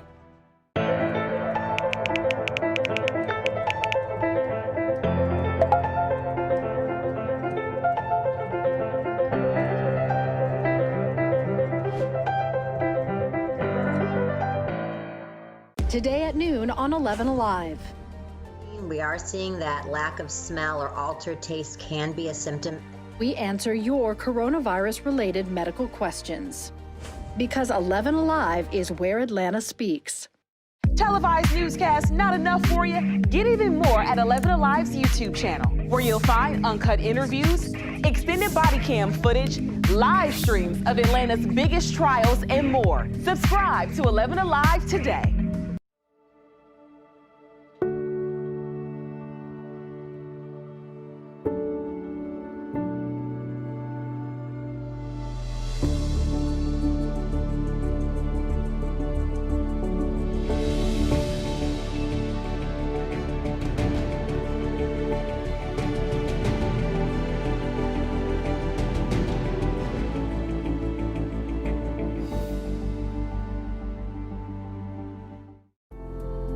In times of great uncertainty, some things become more clear.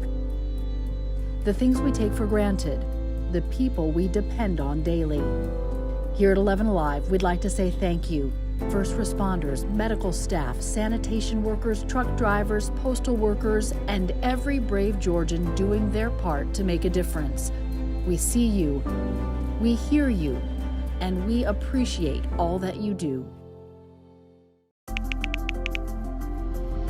Let's start with a viral message going around. Quote, vast majority of people who died had ibuprofen Advil in their system. This message is fake. We just bought 20 dust masks for $97. Are you doing this to help people or are you doing this to make money or both? Both. Take this email sent to the Verify team. Is it safe to have your house cleaned by outside workers? The best practice is to limit guests to emergencies only.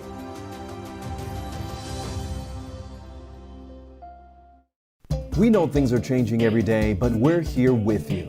Continuous COVID-19 coverage during primetime. We're committed to giving you facts, not fear. On 11Alive News Primetime, weeknights from 8 to 11 on WATF. There are everyday actions to help prevent the spread of respiratory diseases. Wash your hands. Avoid close contact with people who are sick. Avoid touching your eyes, nose, and mouth. Stay home when you are sick. Cover your cough or sneeze. Clean and disinfect frequently touched objects with household cleaning spray. For more information, visit CDC. Georgia's film and television industry ready to ramp up production again. Next week, Pinewood Atlanta Studios is reopening with some changes meant to stop the spread of COVID-19. Pinewood's president told our partners at the Atlanta Business Chronicle that the studio has spent millions of dollars on anti-coronavirus upgrades. Before setting foot in the studios, people must undergo a series of health checks. There will also be ongoing testing and new cleaning and safety procedures in place. All right, stick around. Primetime rolls on at 10, but I'm going to see you over on 11Alive for Up Late at 11. More news and weather coming up here on the ATL.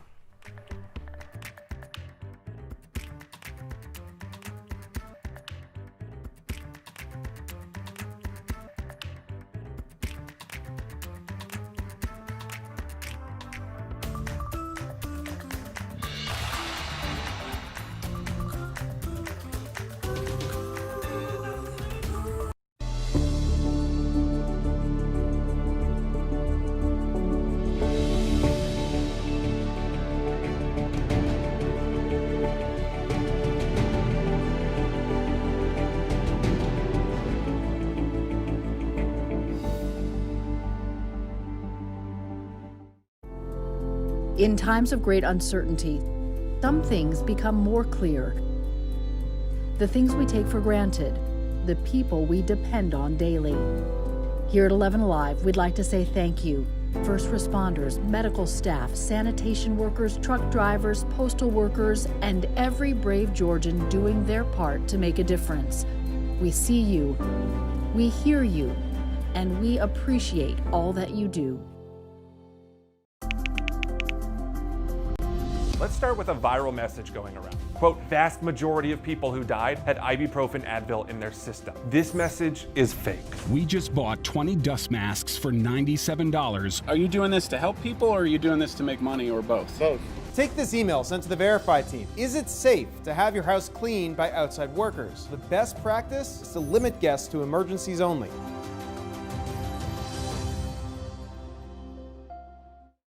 We know things are changing every day, but we're here with you. Continuous COVID-19 coverage during primetime. We're committed to giving you facts, not fear. On 11Alive News Primetime, weeknights from 8 to 11 on WATF. There are everyday actions to help prevent the spread of respiratory diseases. Wash your hands. Avoid close contact with people who are sick. Avoid touching your eyes, nose, and mouth. Stay home when you are sick. Cover your cough or sneeze.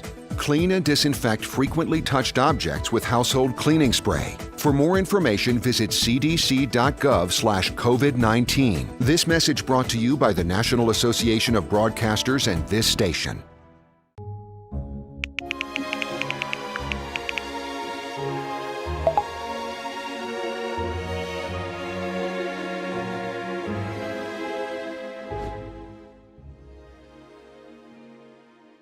Today at noon on 11Alive. We are seeing that lack of smell or altered taste can be a symptom. We answer your coronavirus-related medical questions. Because 11Alive is where Atlanta speaks. Televised newscasts not enough for you? Get even more at 11Alive's YouTube channel, where you'll find uncut interviews, extended body cam footage, live streams of Atlanta's biggest trials, and more. Subscribe to 11Alive today.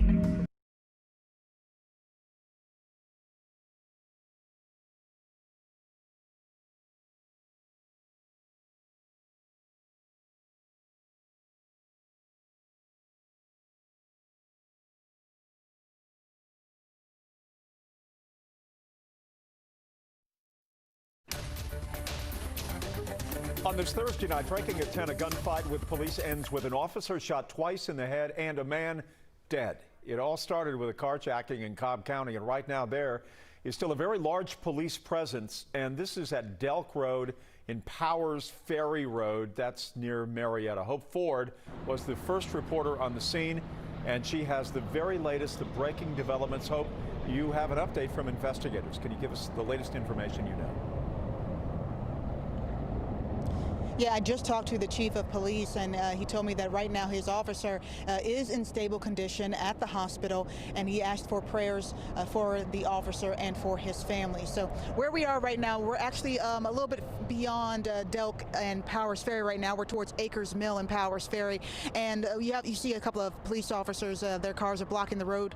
So beyond these police officers, there's actually a condominium called Chattahoochee Chase. That is where the carjacking suspect led police officers to a chase and then stopped there. He got out of the car, shot a rifle at police. We're told that he fired numerous rounds, and then the suspect tried to break into one of the condominiums, and that's according to police.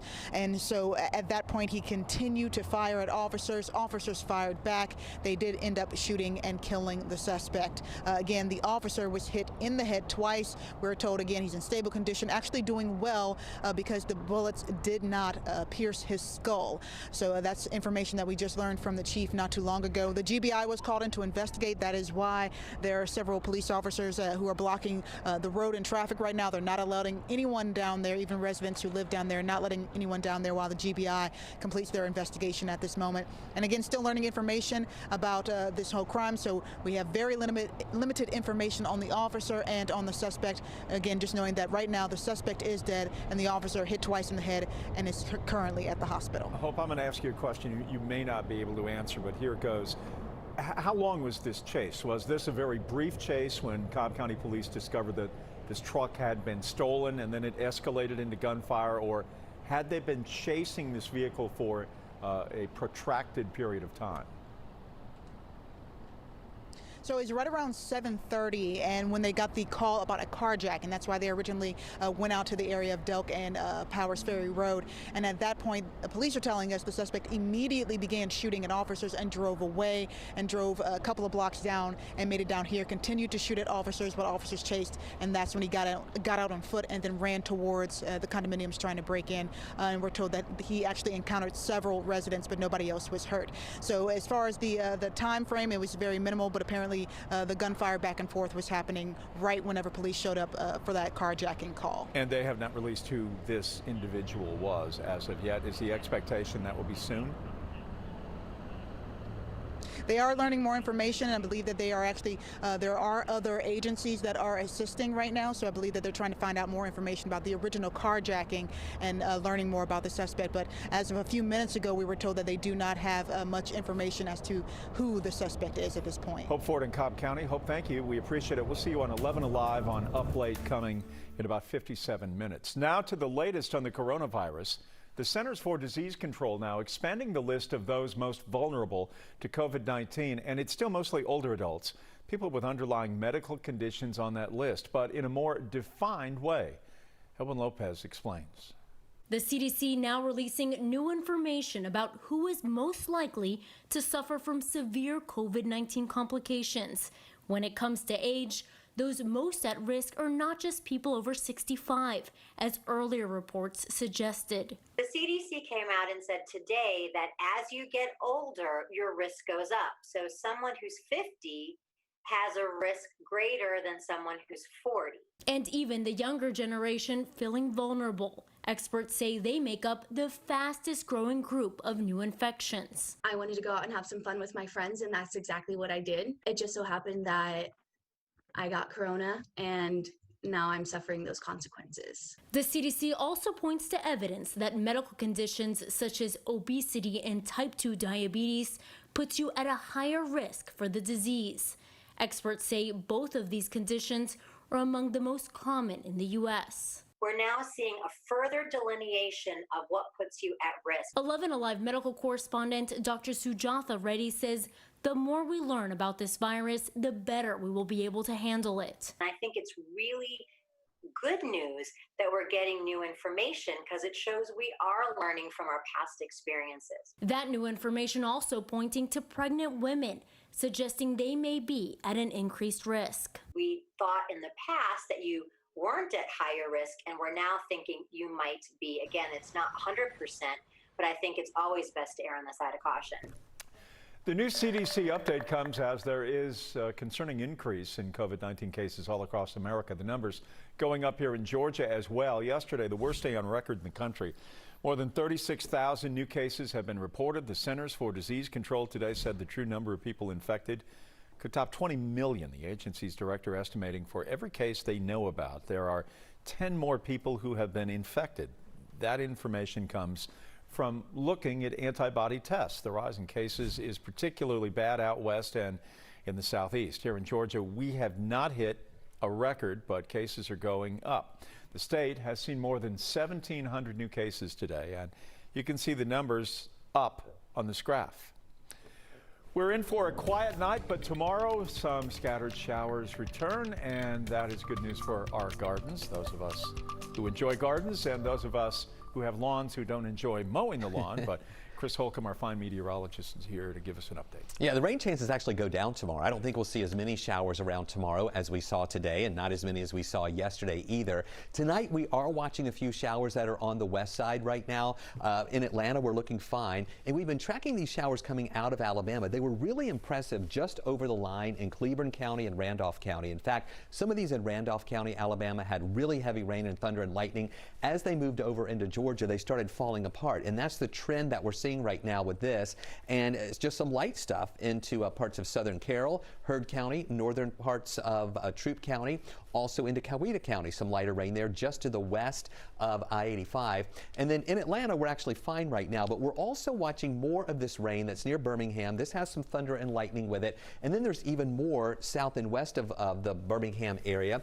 This is going to be pushing our way. We are also expecting that area of rain to weaken, but the Storm Prediction Center has put parts of Alabama and West Georgia back into a marginal risk. Take a look at that, and you can see what we're watching here with that marginal risk, that dark green color, which is the level 1 of 5 risk, that a couple of those storms could turn strong. I really think those chances will be higher back into Alabama than it will be here in areas south and west of Atlanta, but we'll keep watching those showers as they move in overnight. Just know you might hear some rain on your rooftop during the overnight hours. Stay with us. We'll talk about those rain chances going down a little bit more tomorrow. And then later on in the hour, we're going to talk a lot more about that Saharan dust moving our way and what types of impacts we can see here. New tonight at 10, a Southeast Atlanta community is now pushing for a new start. The Wendy's on University Avenue burned down during a week of protests that certainly impacted the city. Now a symbol of hope for positive change in the neighborhood is upon us. Here's Natisha Lance.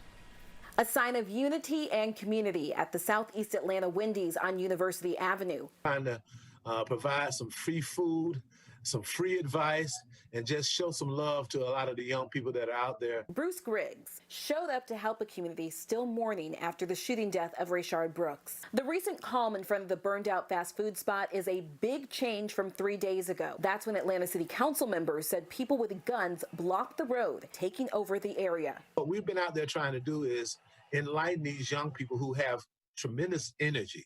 They've got all the energy in the world, and they're upset, and they just need to put that energy in the right place. In places like art projects in the parking lot for the kids, and what Griggs calls the largest sympathy card for Rayshard Brooks. Griggs sees it as a step in the right direction on a very long road toward healing. I'm not going to say that there might not be some more destruction. I'm not going to say that there might not be some more violence. But as Congressman John Lewis always has said, it's time for these young people to get in good trouble. Internet access, a major focus as schools try to figure out what the fall semester is going to look like. Today we got a look at the fall plans from the Cobb County schools, and the parents of students in that district will be able to decide if they attend remote or in-person classes. Parents can make their choice starting July 2nd and no later than July 10th. They will encourage students who attended in-person learning to wear masks. Meanwhile, Henry County is looking at two options. One is a return to in-person learning on August 3rd with a remote option. The district says if the state orders schools to close, students will move on to online learning. And we want to know which one you would prefer. Do you want your kids to stay home and learn, or do you want them to go back to school? You can vote in our poll by going to 11alive.com. How about that? Parents, you are admirable indeed. You want them to stay at home I am one who wants my almost 18-year-old to go to school. Go to school quickly, please. Anyway, why don't you vote for us? Let us know what you think, and very easy to do so. 11alive.com/vote. A Georgia woman sharing her painful tie to the George Floyd case, why she says it is a connection that could have saved other lives. After a messy, at times, primary election, one Metro Atlanta County finally locking in its results. More on that in the next half hour.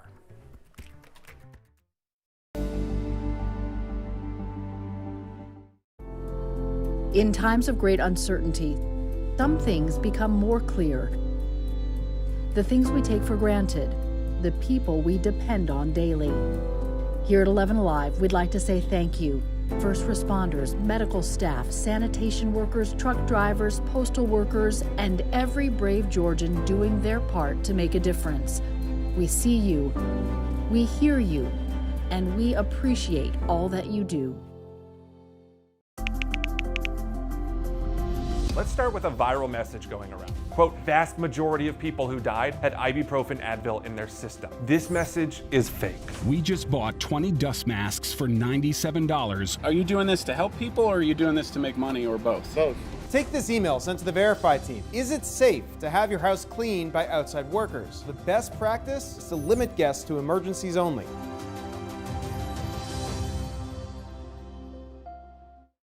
We know things are changing every day, but we're here with you. Continuous COVID-19 coverage during primetime. We're committed to giving you facts, not fear. On 11Alive News Primetime, weeknights from 8 to 11 on WATF.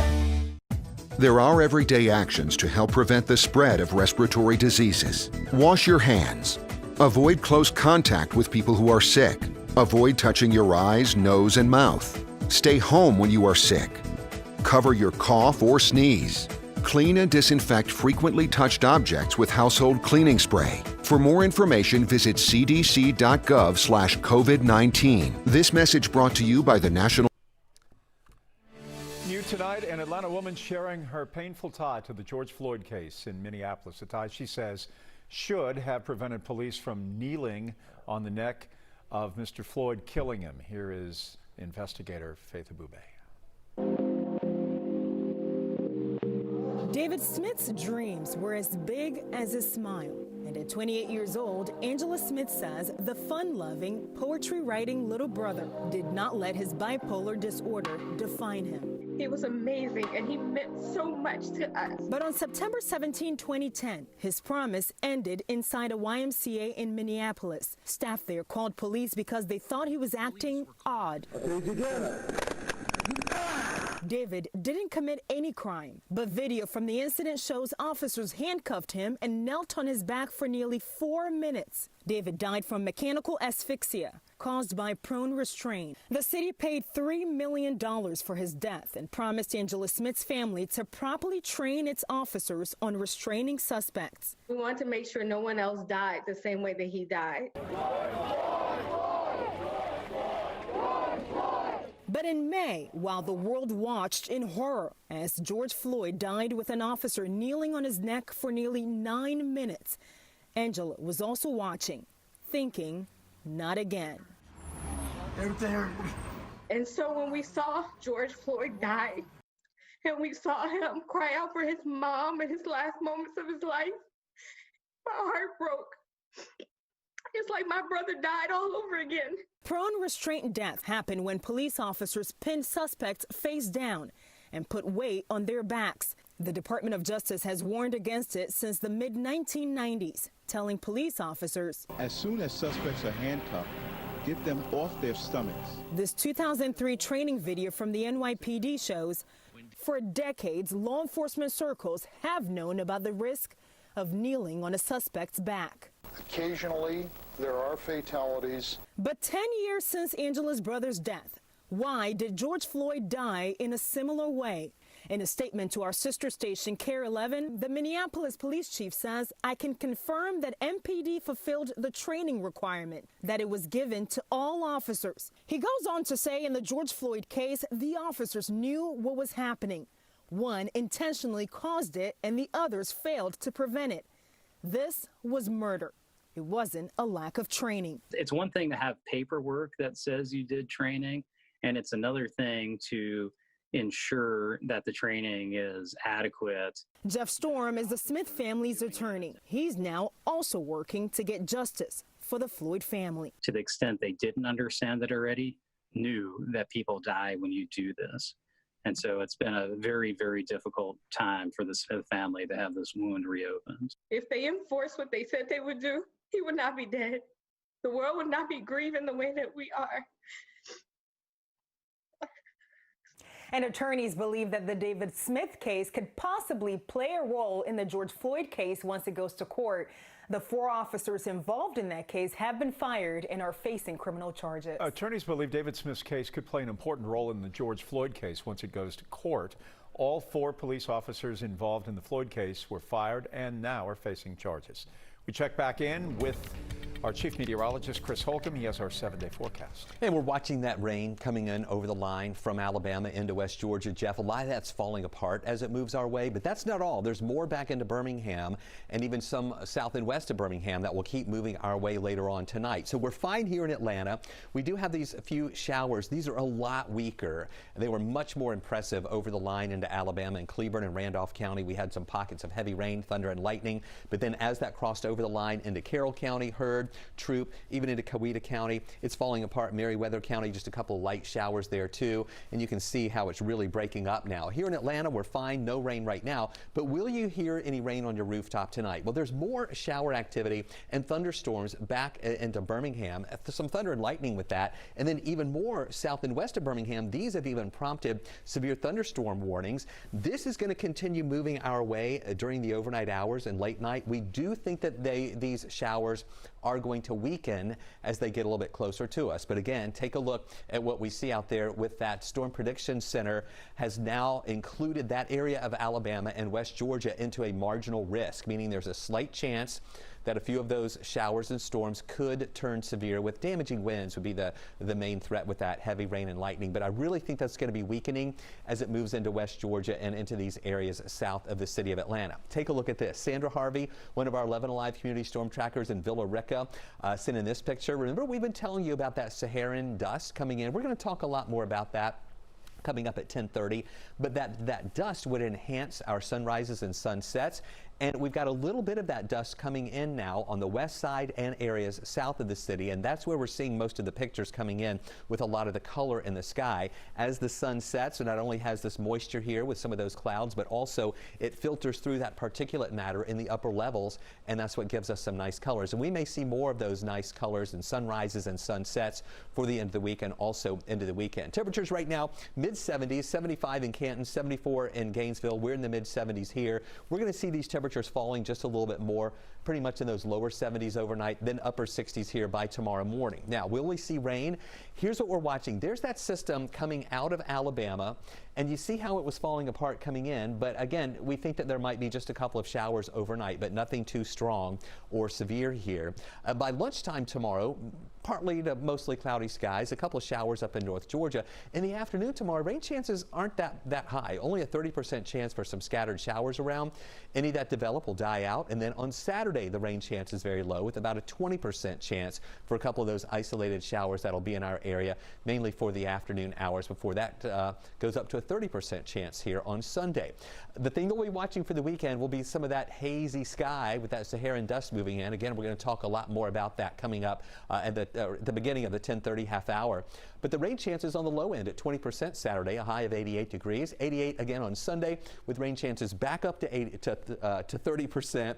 We'll hold on to that 30% chance for showers Monday, Tuesday, Wednesday, and Thursday. High temperatures there generally in the mid 80s into the upper 80s for those highs. Take a look at your weather wow moment. Speaking of that haze in the sky with that Saharan dust, this is how it looked in Cuba earlier today, with almost looks kind of foggy, doesn't it? But it's not fog. That's the dust in the atmosphere. It kind of filters out the sunshine at times, and so that may be similar to what we're going to be seeing as we head into Saturday, when we think that dust layer is going to be a little bit thicker for us. We'd love to see your weather wow moment, and many times the local pictures that we get are from our 11Alive community storm trackers, and you can be a member. All you have to do on Facebook is search 11Alive storm trackers. Ask to become a member. We'll let you into this exclusive local weather community. Still to come, one local business thriving during the pandemic. What's keeping customers coming? We're committed to giving you facts, not fear. On 11Alive News Primetime, weeknights from 8 to 11 on WATF. There are everyday actions to help prevent the spread of respiratory diseases. Wash your hands. Avoid close contact with people who are sick. Avoid touching your eyes, nose, and mouth. Stay home when you are sick. Cover your cough or sneeze. Clean and disinfect frequently touched objects with household cleaning spray. For more information, visit cdc.gov/COVID-19. This message brought to you by the National Association of Broadcasters and this station.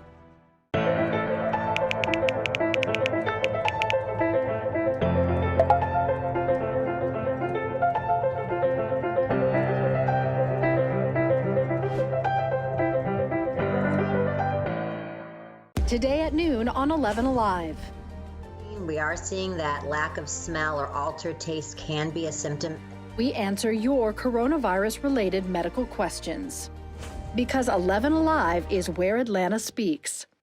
Televised newscasts not enough for you? Get even more at 11Alive's YouTube channel, where you'll find uncut interviews, extended body cam footage, live streams of Atlanta's biggest trials, and more. Subscribe to 11Alive today.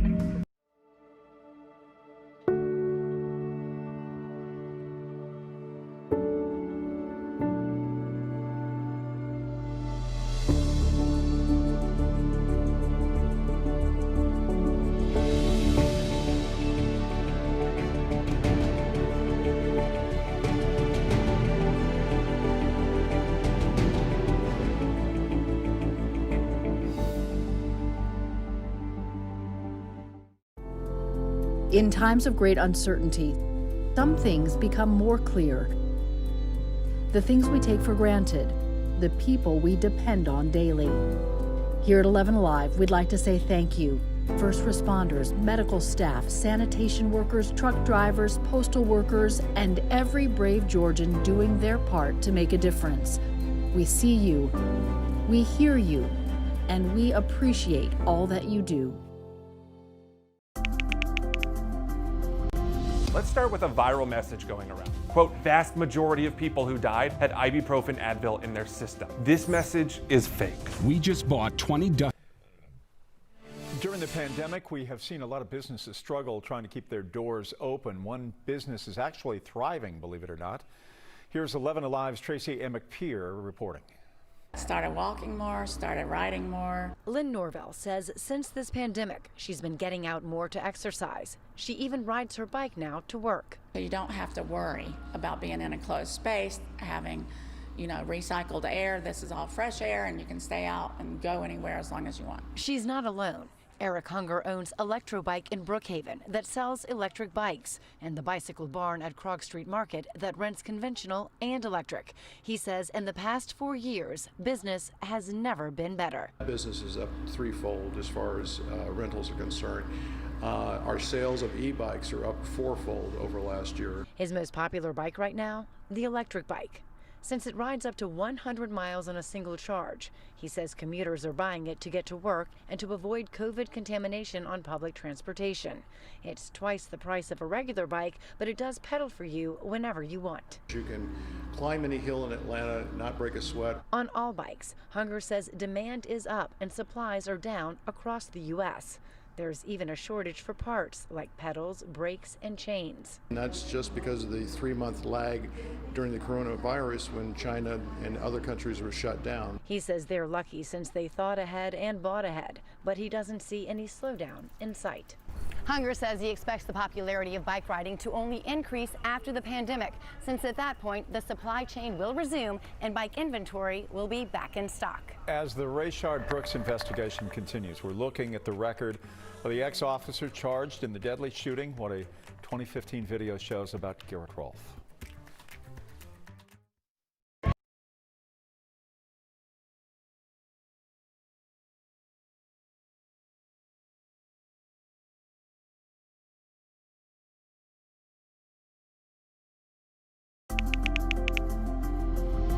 Let's start with a viral message going around. Quote, vast majority of people who died had ibuprofen Advil in their system. This message is fake.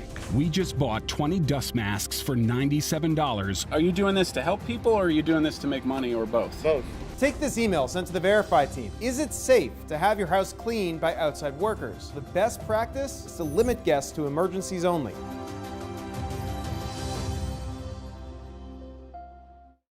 We know things are changing every day, but we're here with you. Continuous COVID-19 coverage during primetime. We're committed to giving you facts, not fear. On 11Alive News Primetime, weeknights from 8 to 11 on WATF.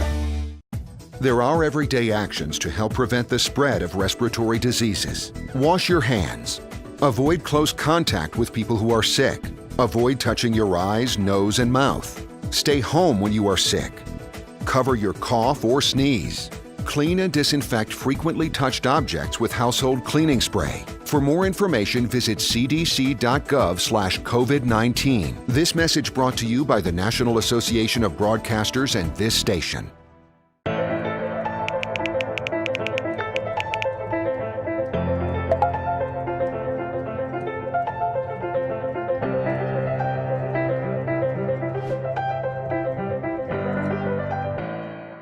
Today at noon on 11Alive. We are seeing that lack of smell or altered taste can be a symptom. We answer your coronavirus-related medical questions. Because 11Alive is where Atlanta speaks. Televised newscasts not enough for you? Get even more at 11Alive's YouTube channel, where you'll find uncut interviews, extended body cam footage, live streams of Atlanta's biggest trials, and more. Subscribe to 11Alive today.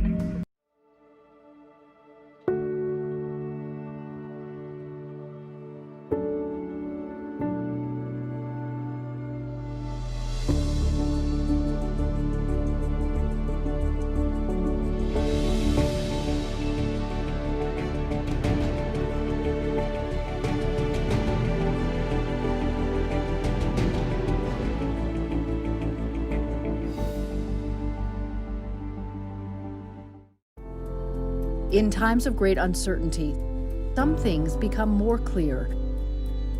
The things we take for granted, the people we depend on daily. Here at 11Alive, we'd like to say thank you. First responders, medical staff, sanitation workers, truck drivers, postal workers, and every brave Georgian doing their part to make a difference. We see you, we hear you, and we appreciate all that you do. Let's start with a viral message going around. Quote, vast majority of people who died had ibuprofen Advil in their system. This message is fake.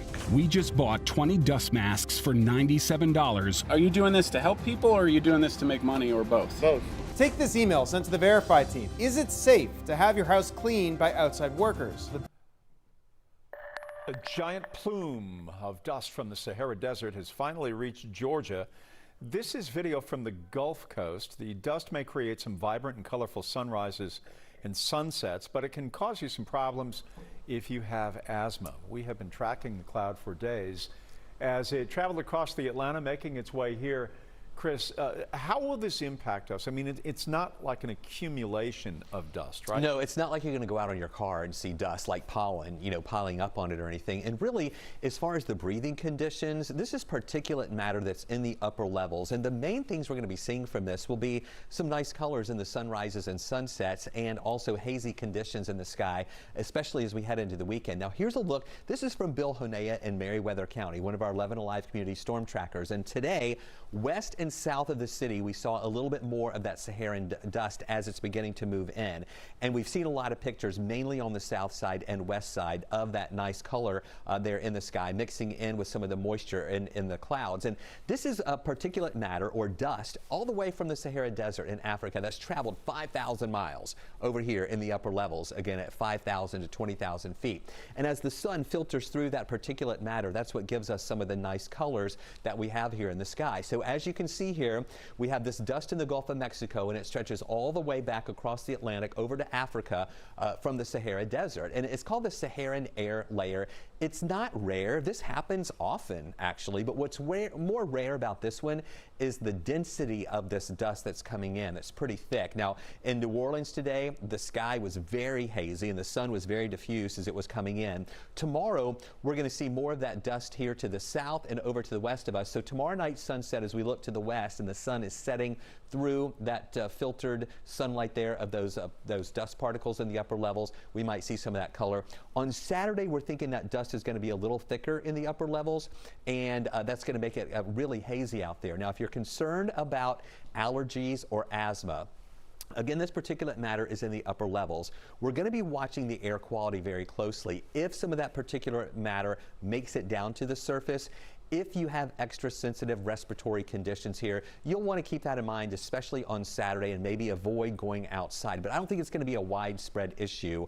Like, again, it's not going to be like a dust storm moving through with, sand and stuff pelting you in the face. It's not like that at all. So we'll keep tracking this, though, as it moves in and talk about more of those impacts through the weekend. Chris, thank you. We have new information about the background of the fired Atlanta officer accused of murdering Rayshard Brooks. We're showing you never seen before video of Garrett Rolfe's first line of duty shooting. Rolfe said right after the 2015 shooting he was worried about the district attorney, Paul Howard, and that he would charge him. 11Alive has fought to get the video from other sources for more than a week. That's because Atlanta police say their internal investigation technically is still open 5 years later. Here's Chief Reveal investigator Brendan Keefe with more. Atlanta officers try to stop a stolen truck in 2015. Officer Garrett Rolfe is seen here running up to the front car as the truck repeatedly slams into and on top of a patrol car. 3 officers open fire.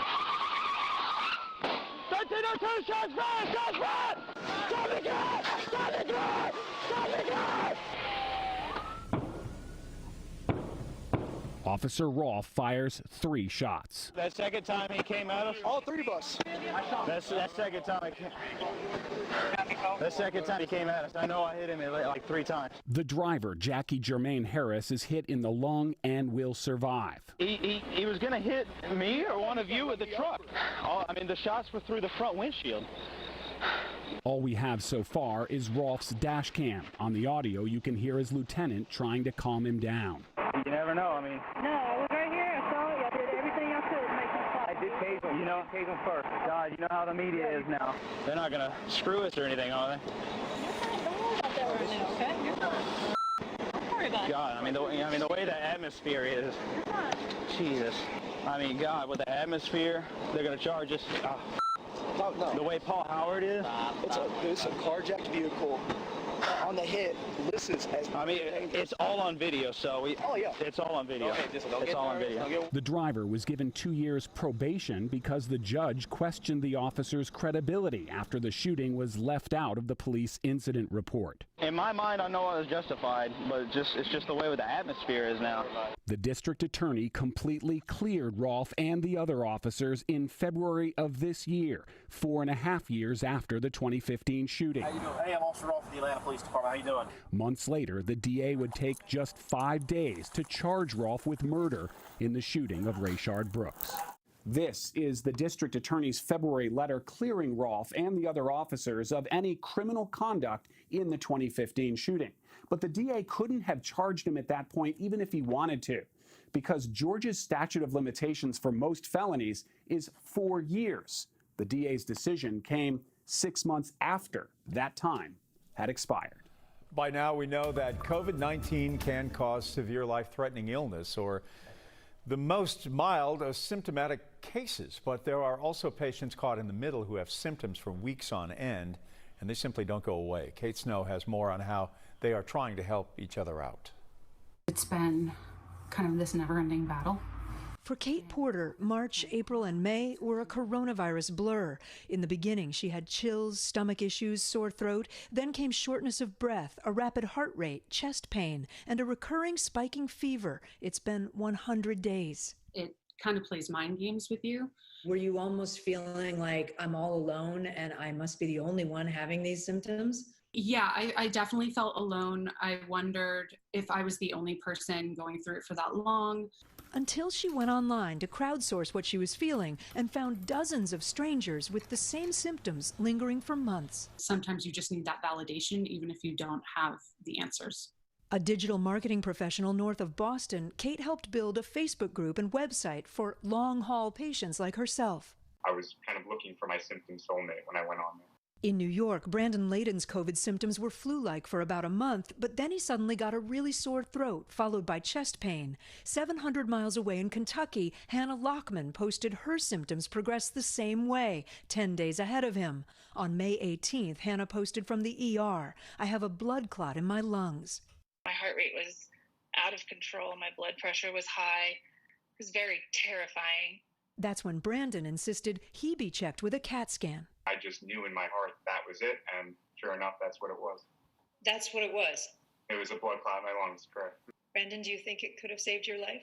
If I had gone another couple of weeks without getting the right treatment, I don't know what would have happened, and I don't want to find out. It's an overwhelming feeling to know that I changed somebody's life. Misinformation is always a risk, but some doctors see the value in patient-to-patient communities. How much are you as a doctor learning from these groups? I feel a little bit more educated in what patients are doing, what's working, what's not working, and what symptoms they're having. For Kate Porter, the emotional support has meant everything. We've developed these connections that weirdly enough, I think will last a lifetime. A silver lining for patients still struggling with the unknown. Widespread problems with new voting machines and shortages of provisional ballots, mostly in minority communities. One of two counties now under investigation by the Secretary of State has finally certified its election. Nick Sturdivant has more on the reason for the delay in DeKalb County. It was unanimous. DeKalb Elections board members voted yes to certifying the June 9th primary, which means the results are final. Board members met briefly virtually. They were supposed to certify the results last week. However, they had to ask the Secretary of State's office to postpone. That's because one of the elections workers tested positive for COVID-19. Elections officials say the temporary worker's first day was June 11th after the primary election. DeKalb, just like counties statewide, had technical issues with their machines. During this morning's meeting, an official said an independent review panel reviewed the vote count. And the next step is that board members will come and sign off on the certification before heading to the Secretary of State's office. More than 1 million Americans filed new unemployment claims last week, while at the same time a new report out today shows nearly $1.5 billion in government aid went to people who are dead. NBC's Alice Barr has more from Washington. As millions of laid-off workers struggle to make ends meet, a troubling new report from a government watchdog finds that $1.4 billion worth of stimulus payments went to more than 1 million Americans who were already dead. Critics say it's a sign of a muddled rollout by the IRS and the Treasury Department. When you hear that 1 million checks went to dead people, that's troubling. But as troubling is the fact that 35 million Americans still haven't gotten their check. And more challenges are looming. In the last 2 weeks of July, taxes are due, a moratorium on evictions ends, and the extra $600 in unemployment benefits will lapse if Congress doesn't approve an extension. New numbers today show nearly 1.5 million Americans filed first-time unemployment claims last week, the 14th week in a row of more than 1 million new filings, though the total number receiving benefits fell below 20 million for the first time in 2 months. With coronavirus cases spiking in more than half of all states, some, like Texas, are now pausing further reopening plans. Today's message from the White House. The economy is not going to be closed down again. There may be certain places where there is. That's up to the local authorities. President Trump focused on the economy today with a trip to a Wisconsin shipyard that just received a lucrative Navy contract. The visit comes as new polling shows the president trailing Democratic rival Joe Biden in Wisconsin and 5 other battleground states, as well as nationwide. Tonight, NBC News has uncovered a staggering amount of stimulus money meant to help those suffering financially from COVID-19 was sent to Americans who are actually dead. The money adds up to $1.4 billion. This all came out because of a review from the Government Accountability Office. And they are associated with the federal government's COVID-19 response. Its report gives us a clearer picture of what critics called a muddled stimulus payment rollout. It found the goal was to get the payments out as quickly as possible. So the Treasury Department and the IRS sent out the first 3 batches of payments without looking at death records, which would have helped weed out those who have gone away. Now, this means a lot of relatives got stimulus money from their deceased family members. The IRS wants people to give the money back, although it doesn't have a plan to let them know that they weren't supposed to get the checks to begin with. You following all that? Flu cases have dropped since the coronavirus pandemic began. In fact, they have hit 0. Next, we go behind the headline to see how the pandemic restrictions have helped us curb a potentially severe flu season. More fans are being allowed to watch sports in person. We will tell you where. Plus, there is a new champion to talk about. We'll show you coming up next.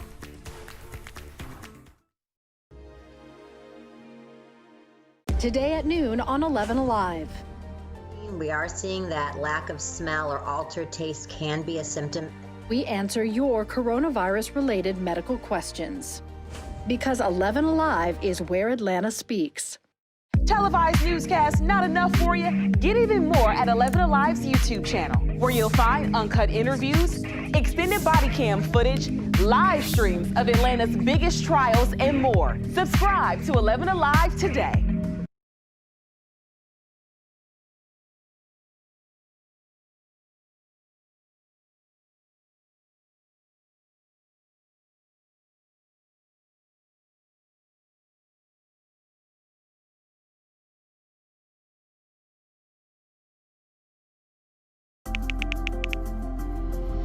Let's start with a viral message going around. Quote, vast majority of people who died had ibuprofen Advil in their system. This message is fake.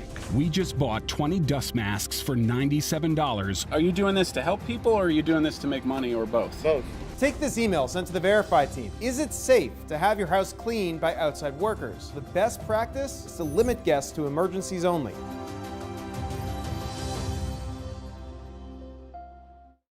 We know things are changing every day, but we're here with you. Continuous COVID-19 coverage during Primetime. We're committed to giving you facts, not fear. On 11Alive News Primetime, weeknights from 8 to 11 on WATF. There are everyday actions to help prevent the spread of respiratory diseases. Wash your hands. Avoid close contact with people who are sick. Avoid touching your eyes, nose, and mouth. Stay home when you are sick. Cover your cough or sneeze. Clean and disinfect frequently touched objects with household cleaning spray. For more information, visit cdc.gov/COVID-19. This message brought to you by the National Association of Broadcasters and this station.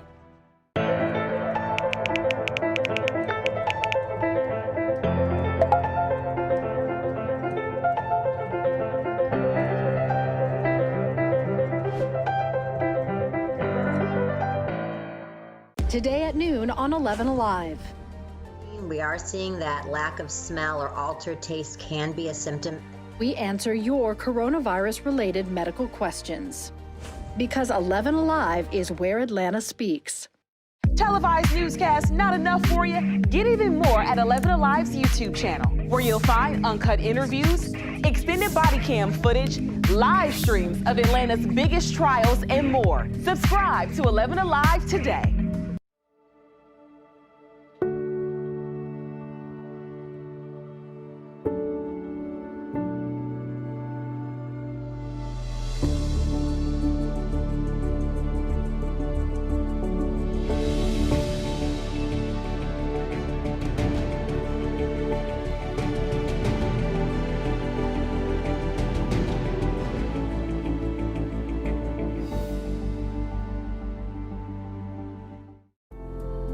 In times of great uncertainty, some things become more clear.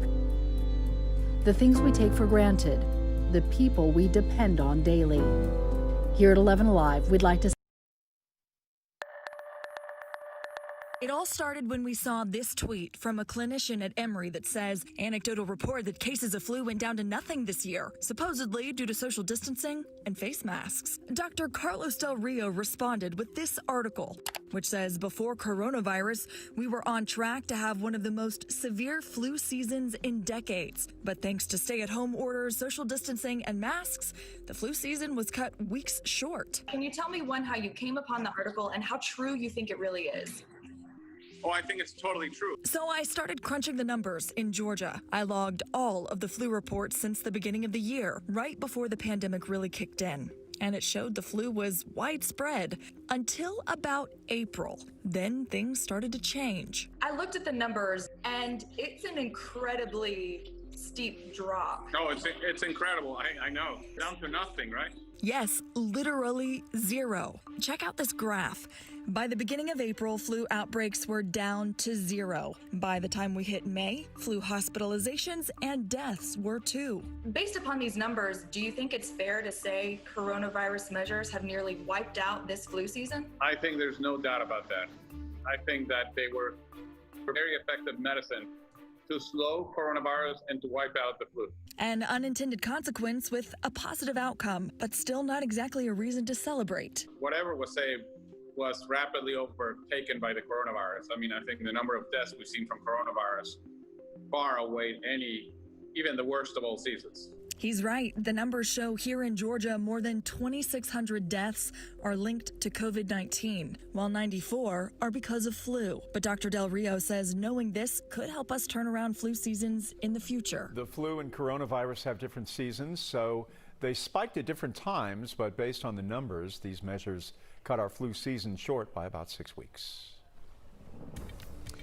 We are watching some trends with rain and thunderstorms coming out of Alabama as they get closer to Georgia. Right now in Atlanta, we are fine. And as you go over to the west of us, you can see some of these showers that we were watching a little bit earlier in Cleburne County and Randolph County in Alabama. They were impressive with heavy rain, a lot of lightning. As those crossed over the line into Georgia, they started falling apart. The rain has been light in Carroll County, Heard, Troup County, also into Meriwether County. There's another bit of rain developing there in Randolph County that has some heavy rain with it, and you can see that right here. No lightning with that near Wedowee, but we do have that heavy rain. Nothing in Atlanta right now, but let me show you this. This is the line that has moved through Birmingham. It's approaching Anniston. It has some really heavy rain with it and also some thunder and lightning with it as well. That's about to approach Cleburne and Randolph County. And then as you come back a little bit more, I want you to see this is a severe thunderstorm warning.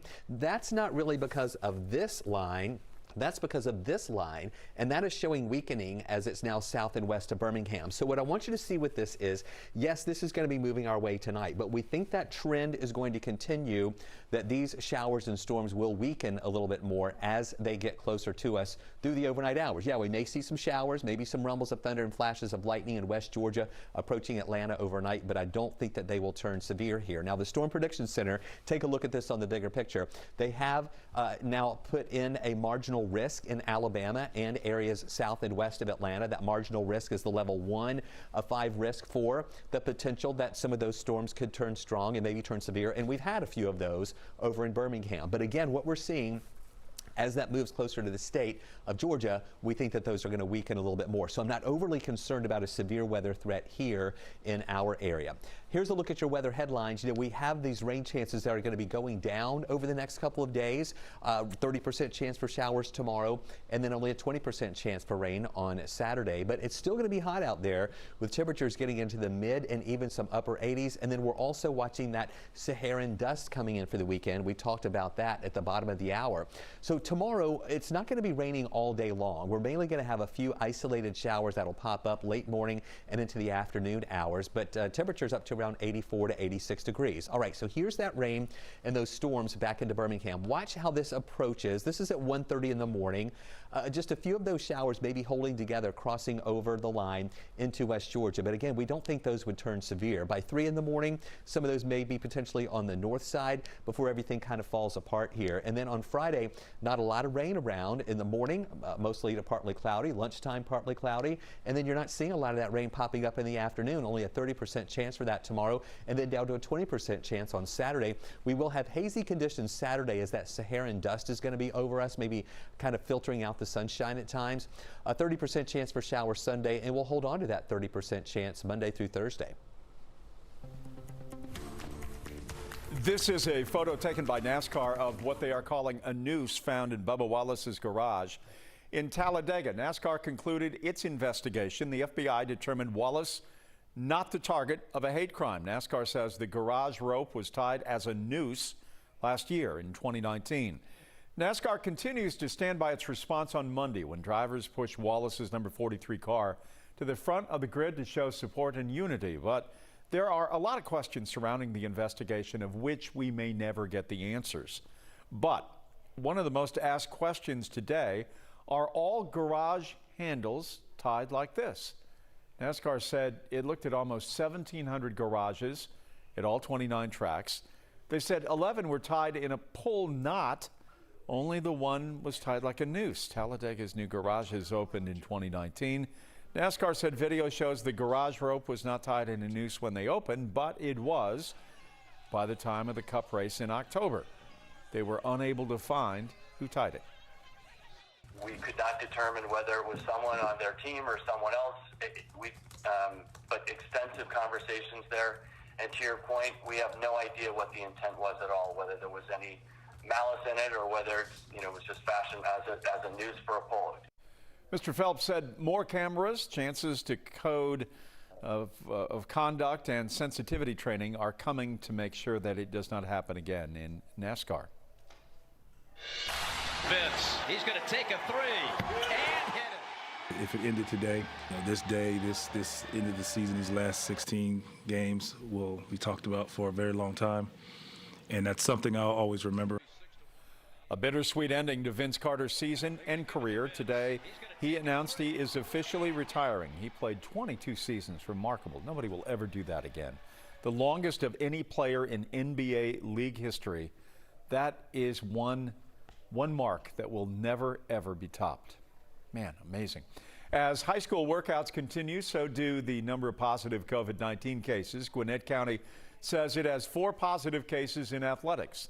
Cobb County also reported positives, and some schools, such as Glenn Academy, have suspended workouts. This comes as the GHSA allowed workouts sizes to increase from 25 to 50 per group, along with other loosened restrictions. Fulton County's athletics director told us today they have no known cases, but they are not increasing their workout sizes right now. More fans could be returning to stadiums in the near future. Today, Churchill Downs announced it will have some fans at the Kentucky Derby in September. They will limit tickets and fans will have to wear masks. The NFL reportedly planning to safely open stadiums for the 2020 season. The Athletic reporting they will leave the capacity up to the cities and not have a league-wide mandate. Also, the Hall of Fame game in Canton has been canceled for this year. Finally, we haven't had a lot of highlights lately. This in England, Chelsea's Christian Pulisic. He's on the U.S. national team, steals it after the bad communication. Great dribble down the field, sneaks it in. Goal! But today it's all about Liverpool. Chelsea's win meant Liverpool is Premier League champions for the first time in 30 years. A long time coming. Fans going absolutely in a celebration mode in the streets all night long. All right, that's it for sports. We'll wrap things up right after this. This email sent to the Verify team. Is it safe to have your house cleaned by outside workers? The best practice is to limit guests to emergencies only.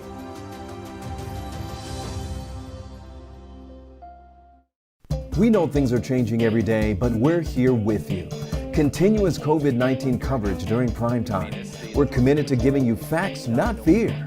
On 11Alive News Primetime, weeknights from 8 to 11 on WATF. There are everyday actions to help prevent the spread of respiratory diseases. Wash your hands. Avoid close contact with people who are sick. Avoid touching your eyes, nose, and mouth. Stay home when you are sick. Cover your cough or sneeze. Clean and disinfect frequently touched objects with household cleaning spray. For more information, visit cdc.gov/COVID-19. This message brought to you by the National Association of Broadcasters and this station.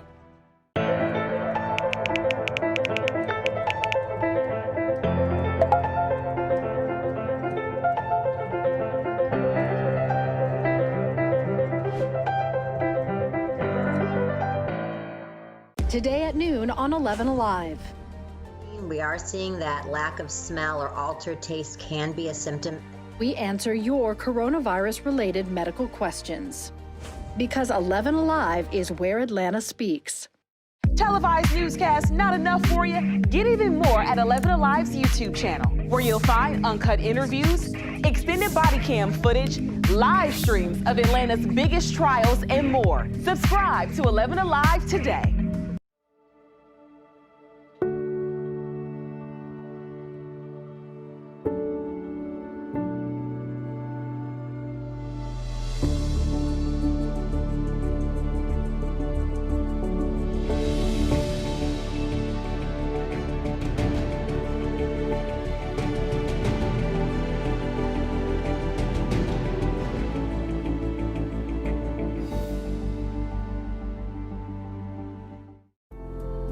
In times of great uncertainty, some things become more clear.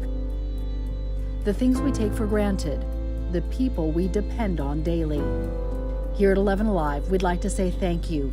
First responders, medical staff, sanitation workers, truck drivers, postal workers, and every brave Georgian doing their part to make a difference. We see you, we hear you, and we appreciate all that you do. Let's start with a viral message going around. Quote, vast majority of people who died had ibuprofen Advil in their system. This message is fake. We just bought 20 dust masks for $97. Are you doing this to help people or are you doing this to make money or both? Both. Take this email sent to the Verify team. Is it safe to have your house cleaned by outside workers? The best practice. We are keeping a close eye on those showers and storms moving through Alabama, getting closer to Cleveland and Randolph County, and then eventually crossing over the line into Georgia. We don't think they're going to be severe. They are showing signs of weakening, but just expect a few scattered showers to develop here during the overnight hours. Stay with us. Flip over to 11Alive. We're going to be tracking this on Up Late for you. There are everyday actions to help prevent the spread of respiratory diseases. Wash your hands. Avoid close contact with people who are sick. Avoid touching your eyes, nose, and mouth. Stay home when you are sick. Cover your cough or sneeze. Clean and disinfect frequently touched objects with household cleaning spray. For more information, visit cdc.gov/COVID-19. This message brought to you by the National Association of Broadcasters and this station.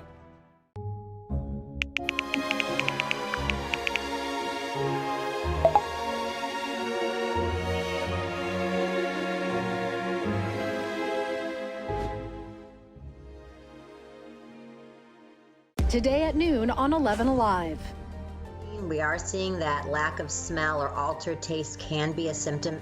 We answer your coronavirus-related medical questions. Because 11Alive is where Atlanta speaks. Televised newscasts not enough for you? Get even more at 11Alive's YouTube channel, where you'll find uncut interviews, extended body cam footage, live streams of Atlanta's biggest trials, and more. Subscribe to 11Alive today.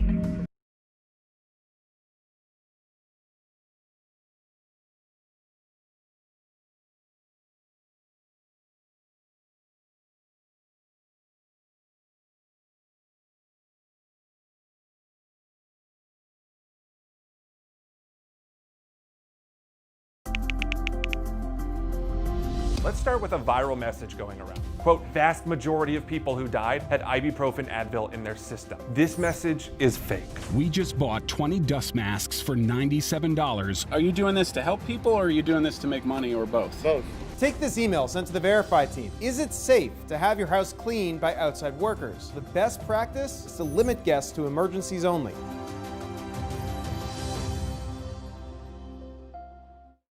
We know things are changing every day, but we're here with you. Continuous COVID-19 coverage during Primetime. We're committed to giving you facts, not fear. On 11Alive News Primetime, weeknights from 8 to 11 on WATF. There are everyday actions to help prevent the spread of respiratory diseases. Wash your hands. Avoid close contact with people who are sick. Avoid touching your eyes, nose, and mouth. Stay home when you are sick. Cover your cough or sneeze. Clean and disinfect frequently touched objects with household cleaning spray. For more information, visit cdc.gov/COVID-19. This message brought to you by the National Association of Broadcasters and this station.